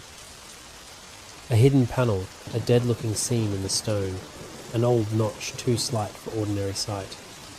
Lucien brought the road key to the wall where Eliza directed him. The repaired end, she said, and turn after the first catch. He did. The rod entered the narrow seam with a fit too exact to be chance. When he twisted it, pale lines flashed once under the stone, and the bench section lurched outward with a sigh of old bars withdrawing. Behind it opened a low, dark passage no wider than one body with one burden. The hall doors sounded again behind them, harder this time, not a battering yet, a declaration that patience was changing its shape. Order, Lucien said. Eliza first. Mr. Vane began to object and then did not, because by now even he had learned that these old places breed relation before mercy, and that delay was just another name for surrender when pursuit stood at the door.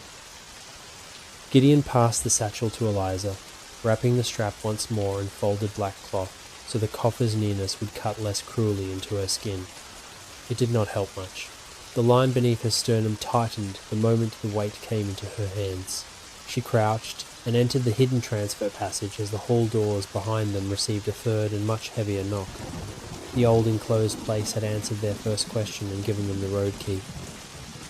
Now it was giving them its second gift.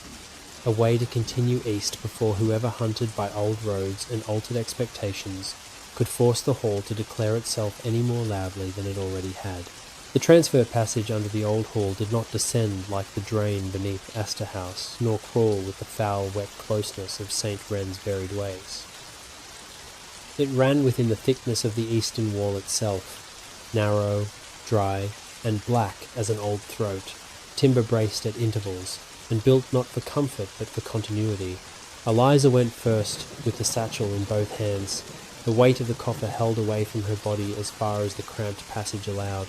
Even so, the line beneath her sternum answered every shift of it with a cold, exact pull that seemed to run from clasp to ribs to spine in one unbroken thread.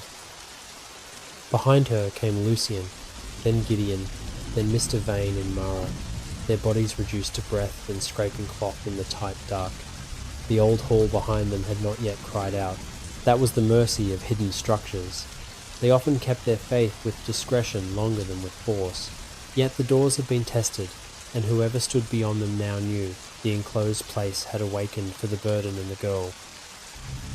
The fact of that followed them eastward through stone like a rumour already carrying shape.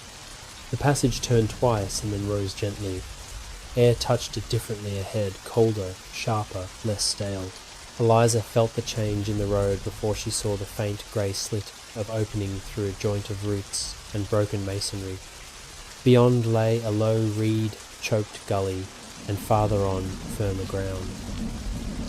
When she emerged and dragged herself clear of the hidden mouth, the sky had deepened from iron to a darker lead, and the first true evening wind had begun to move through the eastern country. It carried not marsh sweetness now, but stone, wood smoke, and very far off the ghost of bells. Not one bell, many. The sound was too distant to be heard cleanly, yet the line within her answered to it with such immediate force that she clutched the satchel tighter and nearly lost her footing on the slick roots. "What?" Lucian said at once as he came behind her. "Bells," she said, breathless. Ahead, Gideon, emerging next with one shoulder streaked in dust and old mortar, lifted his head toward the darkening east. He heard nothing with ordinary ears, but some other knowledge moved over his face. Then the roads are narrowing toward the city. Mara came out last and helped drag the concealment stone and root mass half back into place over the passage mouth. "No," she said, "not the city. The spine under it. Mister, Vane," mud to the knee and a father's patience nearly worn to rags, looked from one to the other and said, "You all continue to make directions sound like curses." Mara did not deny it. "Sometimes they are." They stood on the eastern side of the old enclosure and looked for the first time on the land that fed into Valadorn. The marsh gave way in broken stages now, not all at once, but by reluctant surrender. Long runs of black water narrowed into channels under willow and ash. Raised roads began to appear with greater frequency, some Roman-backed, some of later church construction, all older beneath than they pretended above. Far in the distance, where the horizon thickened into deeper grey, Eliza could just make out the pale geometry of towers and walls lifting against the evening like the bones of a second landscape imposed upon the first. Valadorn, not yet near enough to have detail, near enough to gather the roads into itself like threads drawn toward a needle's eye. The line in her chest changed at the sight. Everything since Blackmere had led toward some hidden centre, in theory. Now the theory had a shape. And the shape answered back. "We won't enter by the common gate," Gideon said. The words had the clipped authority of office returning to him by instinct when proximity to the cathedral city made the old habits rise.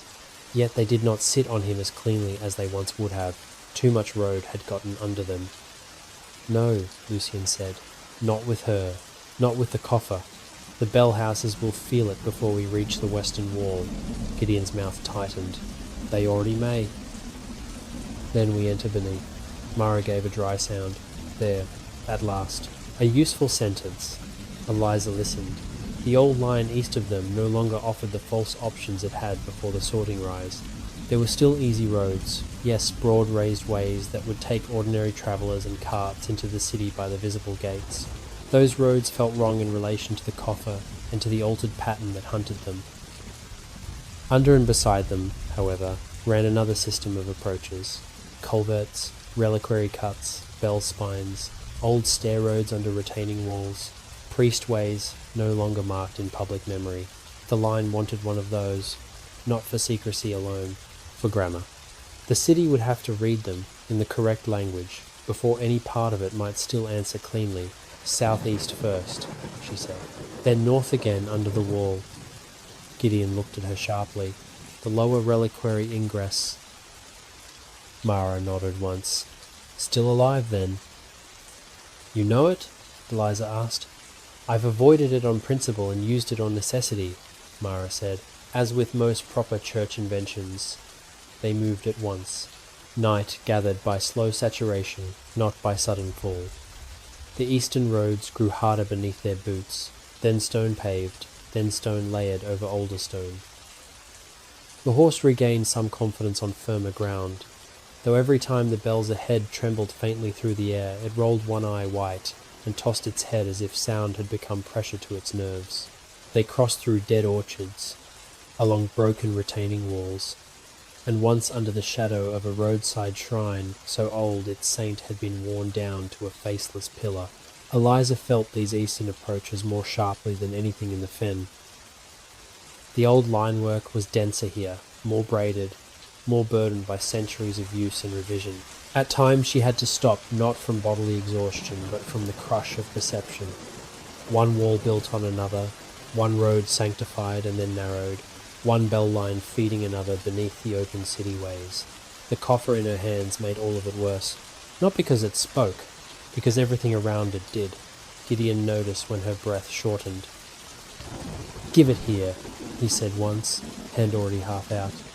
Eliza shook her head before Lucian could intervene. "No, you're shaking.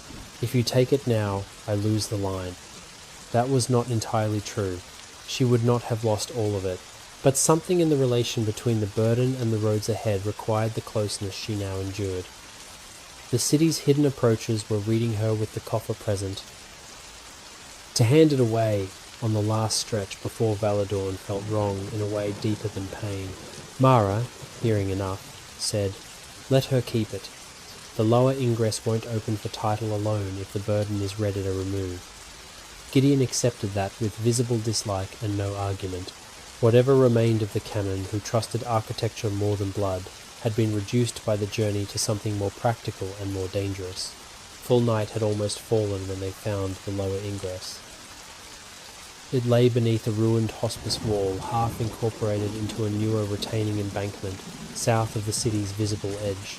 A place any ordinary eye would have passed without notice, a blind run of stone, old roots forced through its joints, a drainage cut below, and above it the darker mass of Valadorn's outer works rising against the clouded sky.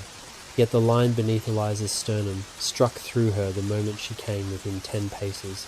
The old way was there, sealed but not dead. The bells ahead now, more felt than heard.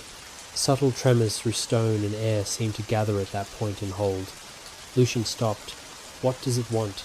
Eliza closed her eyes and listened inwardly through the ache, the cold, the rawness left by the sorting rise, the chamber at Asta, the hall that had accepted her answer and yielded the road key. The lower ingress did not want a prayer. It did not want a seal word spoken aloud. It wanted the same thing all the honest old places had increasingly demanded: true relation, burden, bearer, and road acknowledged without reduction. She opened her eyes and looked at Lucian. "The key," she said. He had already drawn it from inside his coat, still wrapped in the blackened cloth from the hall. When he unwrapped it, the pale engraved rod caught no light, and yet seemed briefly more distinct than everything around it. The old damaged repair at one end had begun, impossibly, to answer the roads with a faint cold clarity of its own, as if the enclosed hall's recognition had woken dormant authority inside the instrument. Gideon came close to spite himself. If the ingress still remembers the old line-houses, it will expect a keeper and a burden. Mara snorted softly. "And since both are mangled, we'll have to offer it the truer compromise." Lucian did not ask what she meant. He had learned enough of old roads to know that by the time Mara phrased something that way, the answer had already become action. Eliza stepped toward the retaining wall and felt the old seam at once, not visible, not even truly tactile, but present under the hand when she laid her palm against the damp stone. The cold there was cathedral cold, not weather cold. Old, mineral, disciplined. The line in her chest tightened to meet it. "Here," she whispered. Lucian fitted the repaired end of the road key into a crack no broader than a hair's breadth, and looked at Eliza. "Turn? No. Press first." He did. Deep within the wall something answered. Not a lock, exactly. A recognition like a breath held and then released. The bells ahead gave the faintest, sympathetic tremor. Eliza gasped. "Now turn!" Lucian twisted the key. Pale lines flashed once under the wall face. and ran downward through root and stone in quick descending circles. A hidden panel, low and narrow, withdrew inward with a grinding sigh so old and reluctant it sounded less like mechanism than geology deciding to remember itself. Black air came out, dry, cold, touched with wax, ancient linen, and the distant metallic hush of many enclosed bells. Mr. Vane stared at the opening with the expression of a man past surprise and deep into injury. There truly is not a single honest wall left in this world. Mara's mouth moved in what might have been sympathy if sympathy had ever learned to survive long on her face. No, but some of them are still useful. They entered one by one into the lower reliquary way beneath Valadorn.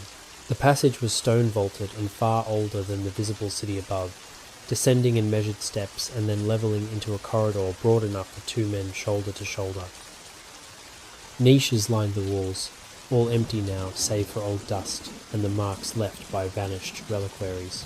The bells Eliza had felt through the evening were stronger here, not ringing, breathing. The whole spine under the city seemed threaded with dormant resonance. The old cathedral network stretched overhead in lines she could suddenly almost imagine. It was enough to make her dizzy. Lucian noticed at once. "Keep your eyes down if it worsens." "It's not my eyes," she said. The answer came more sharply than intended. He accepted the correction with a small tightening of the jaw and no offence. Gideon walked close on her other side, listening not only for pursuit now but for what the city underworks might yet tell them. "These ways should have been sealed," he said. "They were," Mara replied. "You're inside one. Don't make me explain your own civilization to you in the dark." The corridor bent and rose again. At intervals, side stairs climbed toward unseen doors and chapels above, all barred now from within or long since collapsed. Once they passed under a grating through which fell the dim gold of living candlelight and the sound of voices chanting office in Latin far overhead. The ordinary clergy of Valadorn, then, carried on above, while beneath them the old, concealed arteries of the cathedral still admitted burdens and bearers under older law. The contrast chilled Eliza more than the stone. A city could be wholly above and compromised below for centuries and keep both truths from touching if it wanted badly enough. At the final ascent, the line in her chest changed sharply. Not pain, warning. She stopped so suddenly, Lucian almost struck her shoulder. "What?" Gideon whispered. Eliza looked up the stair. At the top stood a door banded in black iron and carved over with the descending circles and star-thorn marks she had learned to fear. Behind it lay not safety exactly, but the centre of the old system that had expected her long before she ever knew its name. Yet there was something else as well. The pressure beyond the door did not belong wholly to road or relic. Human intention waited there, not the veiled woman, not the communion. Someone inside Valadorn who already knew they had arrived through the lower ingress and had gone to meet them at the proper threshold before the rest of the city could be told how to read what had come in. Mara's face sharpened. "Not alone," she said quietly. Lucian drew the black-hilted knife. Gideon's hand went to the sword at his side. "Mister." Vane set his good shoulder, as though the old tailor's body could still choose, by brute insistence, to stand where systems and symbols had no right to reach his child. Eliza held the coffer closer and listened through the line. The waiting presence above the door was steady, controlled, and cold with responsibility. Not openly hostile, not safe. "Whoever it is," she said, "they belong to the old house, and they know why we came." The bells hidden in the stone around them gave one faint collective shiver, like breath drawn through metal too deep under the earth to be heard by anyone who had not already been altered enough to listen. Lucian put one hand on the iron-banded door and looked once at Eliza, the same hard trust still standing between them through road, blood, and old machinery. Then let Valadorn speak for itself, and he pushed the door open. The door at the top of the lower reliquary stair opened inward without sound, and the chamber beyond received them with a cold so old it felt not like weather but like judgment preserved in stone. It was not large. After the marsh, the line houses, the hollow chambers and infected vaults, Eliza had expected the hidden heart of Valdorn to be grander in proportion to the damage it had done. Instead, the room was severe enough to strip grandeur of its usefulness.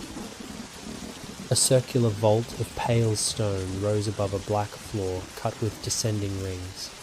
No altar stood at the centre. There was only a narrow platform of dark rock, and behind it, a wall of iron lattice beyond which a deeper darkness waited like a held breath. Lamps burned in iron cups at measured intervals, their flames small and colourless. The bells Eliza had felt all through the eastern approach seemed to gather under the floor and around the walls, not ringing, never quite ringing, but listening in 100 enclosed throats. And before the platform stood 3 figures in black. One was old enough to have gone almost translucent with age, spare and upright despite the years, the face fine-boned and severe beneath a white fringe of hair. His robes were those of high chapter office, though simpler than display would have dictated, marked only by a narrow silver chain and a ring of black stone on one finger. At his right stood a woman in cannon black, with a scar across one cheek and a narrow silver blade at her side, not drawn but visible. At his left, a younger priest or archivist, pale and strained, held a sealed folio and looked as if he wished fervently to be elsewhere in the world. Gideon stopped hard enough that the horse behind them snorted and stamped once on the stair. Lucian did not stop so much as sharpen. Archivist Severin, he said. So this, Eliza thought, was a man in whose shadow whole roads had been thinned, whether by his will or under his failing watch. Severin's gaze did not go first to Lucienne, nor to Gideon, nor even to the satchel in Eliza's hands. It went to her face, and remained there with a terrible practiced stillness. Not wonder, not welcome. Not even, at first, fear. Calculation so old and disciplined it had learned to wear a human expression only by necessity. Miss Vane, he said at last, and his voice was dry as old parchment, elegant and exhausted in equal measure. You have come farther than was intended. The sentence struck the room with the force of open admission. Gideon inhaled sharply. Mr. Vane swore aloud and did not bother to dress it in piety. Mara made a low, bitter sound that might once have been laughter and died before becoming anything kind. Lucien stepped half a pace ahead of Eliza, and the old road key shifted inside his coat with the faintest answering tug in the line beneath her sternum. Then we may dispense with ceremony, he said. You knew. Severin's eyes flicked to him at last. I suspected enough to remain useful. Useful to whom? Gideon asked, and in his voice now there was no deference at all, only the brittle outrage of a man who had walked too many old roads to survive another evasive answer. The scarred woman at Severin's right moved one fraction, enough to show that she, at least, was built for violence before discourse. Severin lifted one hand and stilled her without looking. To the house, he said. Always to the house. Mara spat at the edge of the black floor. The spit looked shockingly human in that room, and all the more precious for it. There, she said, the old lie in its cleanest coat. Eliza had not taken her eyes off Severin. Something in the line around him and the room behind him made the pressure in her chest turn from pain into clarity. This chamber was not merely a hidden room under Valadorn. It was the last inward place of the old road system, the point where burden and bearer were meant to be reconciled to institutional purpose before the final keeping. That was why the bells breathed here. That was why the roads narrowed eastward. And that was why the betrayal had begun here or very near here. The chamber recognized the coffer. It recognized her. It also recognized Severin's authority. But the recognitions did not align cleanly. They grated. Something old in the room did not trust him as wholly as he believed it did. The knowledge came to Eliza not in words but in the slight resistance she felt under each breath he took. The place obeyed him by habit, not by love. You altered the roads, she said. No one moved. Severin looked at her with a weariness so profound it bordered on insult. We corrected the roads, he said. The old network had become too open to chance. Too dependent on keepers, too weak, too local, too pious in the wrong ways. It needed discipline before the crown woke again. Discipline, Gideon repeated, and the disgust in him had become too large now to fit behind office. You hollowed Saint Wren. We removed an unstable heart from a vulnerable relay. You reworked Astor House. We consolidated authority around an eastern chamber that could still be governed. Mr. Vane's knuckles creaked on the cudgel. You taught the roads to herd the next girl who touched the thing into your hands. The younger archivist at Severin's left flinched as though struck. Severin himself did not. He only looked at Mr. Vane with the calm of a man long accustomed to being hated by those to whom he would never think of explaining himself fully. Yes, he said. The nakedness of that answer went through Eliza like another bell note. All the hidden chambers, the scarred lines, the infected geometry of Astor, the sorting rise that had offered relief through surrender, it all stood suddenly in one line of intention. Not accident. Not rot spreading mindlessly. Design, built under the claim of necessity. And if the wrong one answered? Eliza asked quietly. For the first time, something in Severin's face changed. Not remorse. Something harder and more appalling. Conviction. Then the roads were meant to discover that before the cathedral was forced to. The line in her chest went white cold, not because the answer surprised her, because the chamber beneath Valadorn had just made plain what the old design had thought her life worth from the start. A test, a sorting, a route to determine whether she was bearer enough to be useful and selfless enough to be reduced. Lucienne felt the shift in her before she made any sound. "Stay with me," he said very quietly, not to control her, but to hold her in the human world while the old one tightened. That, more than anything Severin had said, kept her from falling inward. Mara, meanwhile, had begun to move, very slightly, along the outer edge of the chamber. Not enough to provoke the scarred cannon, only enough to put stone and angle and possibility in different relation. Gideon saw and mirrored her half a pace on the opposite side. Mr. Vane remained where he stood, blunt instrument in hand, the only wholly untranslatable thing in the room. Severin's gaze dropped at last to the satchel. "Bring it forward," he said. No one obeyed. "You are late in your assumptions," Lucienne replied. The scarred woman's hand went to her blade. The bells under the floor seemed to draw in upon themselves. Eliza understood then that the chamber was approaching a threshold all the old structures had only prepared her for. Here the old house, the altered roads, the surviving authority, the burden, and the selfhood she had defended on the rise all converged. No more hidden passages, no more wounded way stations, no more lingering in old systems as though they might choose decency on their own. A choice would be forced, and the chamber would amplify it into law if allowed. The line in her chest moved toward the iron lattice behind Severin. Behind that barrier lay the deeper dark she had first noticed on entering, not empty darkness, not architectural void, but a sealed well of pressure older and greater than the chamber itself. The final keeping, the true seat of the crown's last work. Severin saw her attention shift and smiled for the first time. It was not a pleasant smile. It was the exhausted, appalling satisfaction of a man who at last sees the conclusion of a long, grim theory approach within reach. "Yes," he said softly.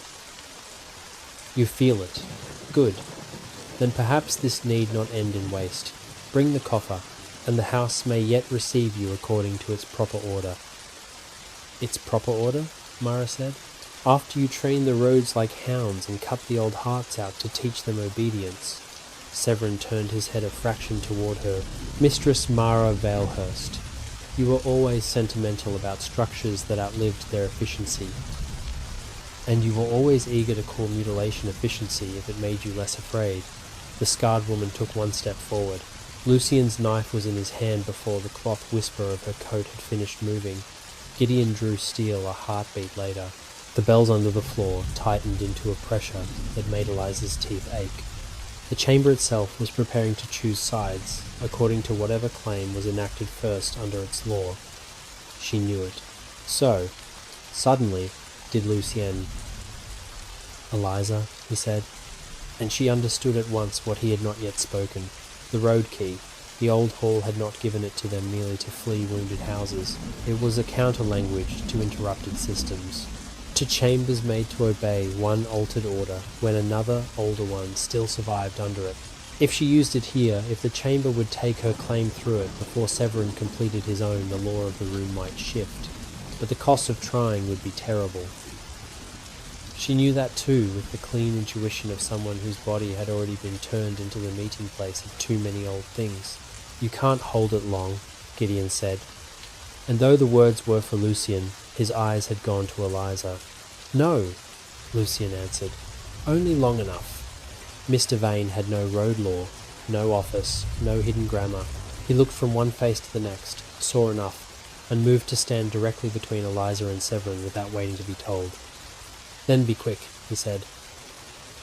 The old tailor in muddy boots and a torn shoulder looked absurd in that chamber of bells and black authority. He also looked, in that moment, more necessary than any cannon in the room. Severin's expression hardened. "Thomas Vane," he said, "do not mistake irrelevance for courage." Mr. Vane raised the cudgel. "I've met men like you before, only with smaller rooms." The scarred cannon moved.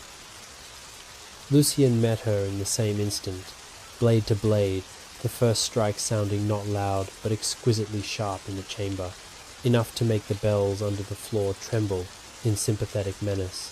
Gideon went for Severin rather than the woman, but the younger archivist, white-faced no longer, only desperate, stepped into his path with a ritual knife drawn from inside the folio. Mara did not go for any of them. She went low and fast to the outer carvings of the chamber wall, where her old weathered hands found a hidden notch beneath one of the descending circles, and tore loose an iron pin no larger than a bodkin. "Now!" she snapped. Eliza moved. The satchel was heavier than it had ever been. Heavier because the room and the dark behind the lattice already knew it had entered their final grammar. She thrust it into Mara's hands without looking, and for one heartbeat the release made the line in her chest feel as though flesh had been peeled from it. Lucian saw the movement through the clash with the scarred cannon, and with his free hand flung the road key to her. She caught it awkwardly. The repaired end was colder than death. The line under the floor recognized it at once, not fully, questioningly. Severin understood a breath too late.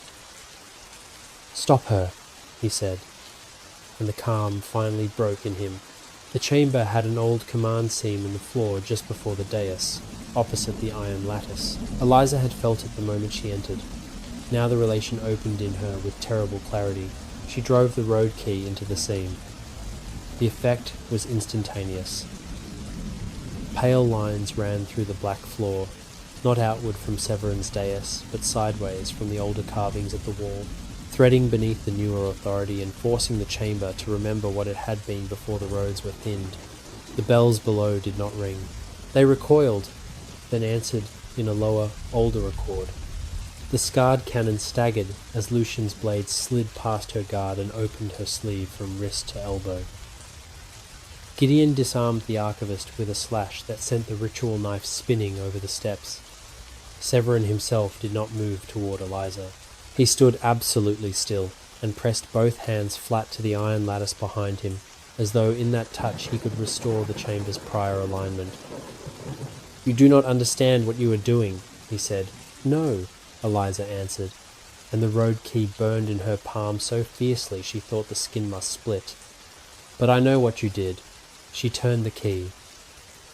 The chamber broke, not in stone, in obedience. The black floor channels flared pale from wall to wall. The iron lattice behind Severin groaned as if something deeper than metal had just awakened and leaned once against it from the other side. The bells beneath the floor found voice at last, not a peal, not a chorus, but one vast enclosed note, rising through stone, through foot, through ribs, through every hidden line under Valadorn. The sound was so deep it seemed to pass under hearing, and straight into the bones. Everyone in the chamber flinched. Everyone except Severin.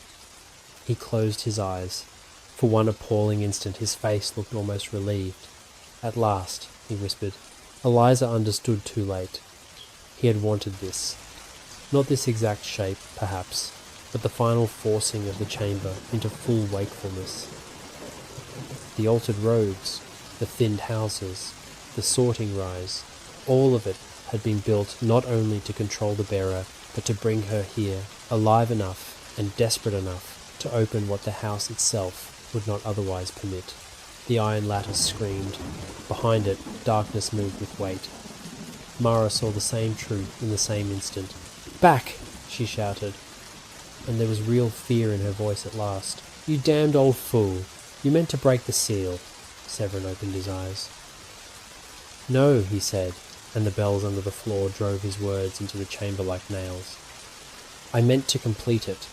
The lattice split down the centre. Blackness poured through, not like smoke or shadow, but like depth, made liquid, a force older than air and utterly without shape until it found the room and began to take relation from whatever it touched. The lamps guttered. Frost erupted across the nearest stones. The line beneath Eliza's sternum became agony, not because the dark wanted her, because the crown, the road, and whatever old office had once stood against this thing all recognized one another at once and demanded an answer too quickly to survive delay. The satchel in Mara's hands jerked as if something inside had taken a breath. Lucien turned from the wounded cannon and crossed the chamber in 3 strides, catching Eliza by the shoulders before the pain dropped her. "Look at me," he said. She could barely see him through the white glare of the bells in her skull.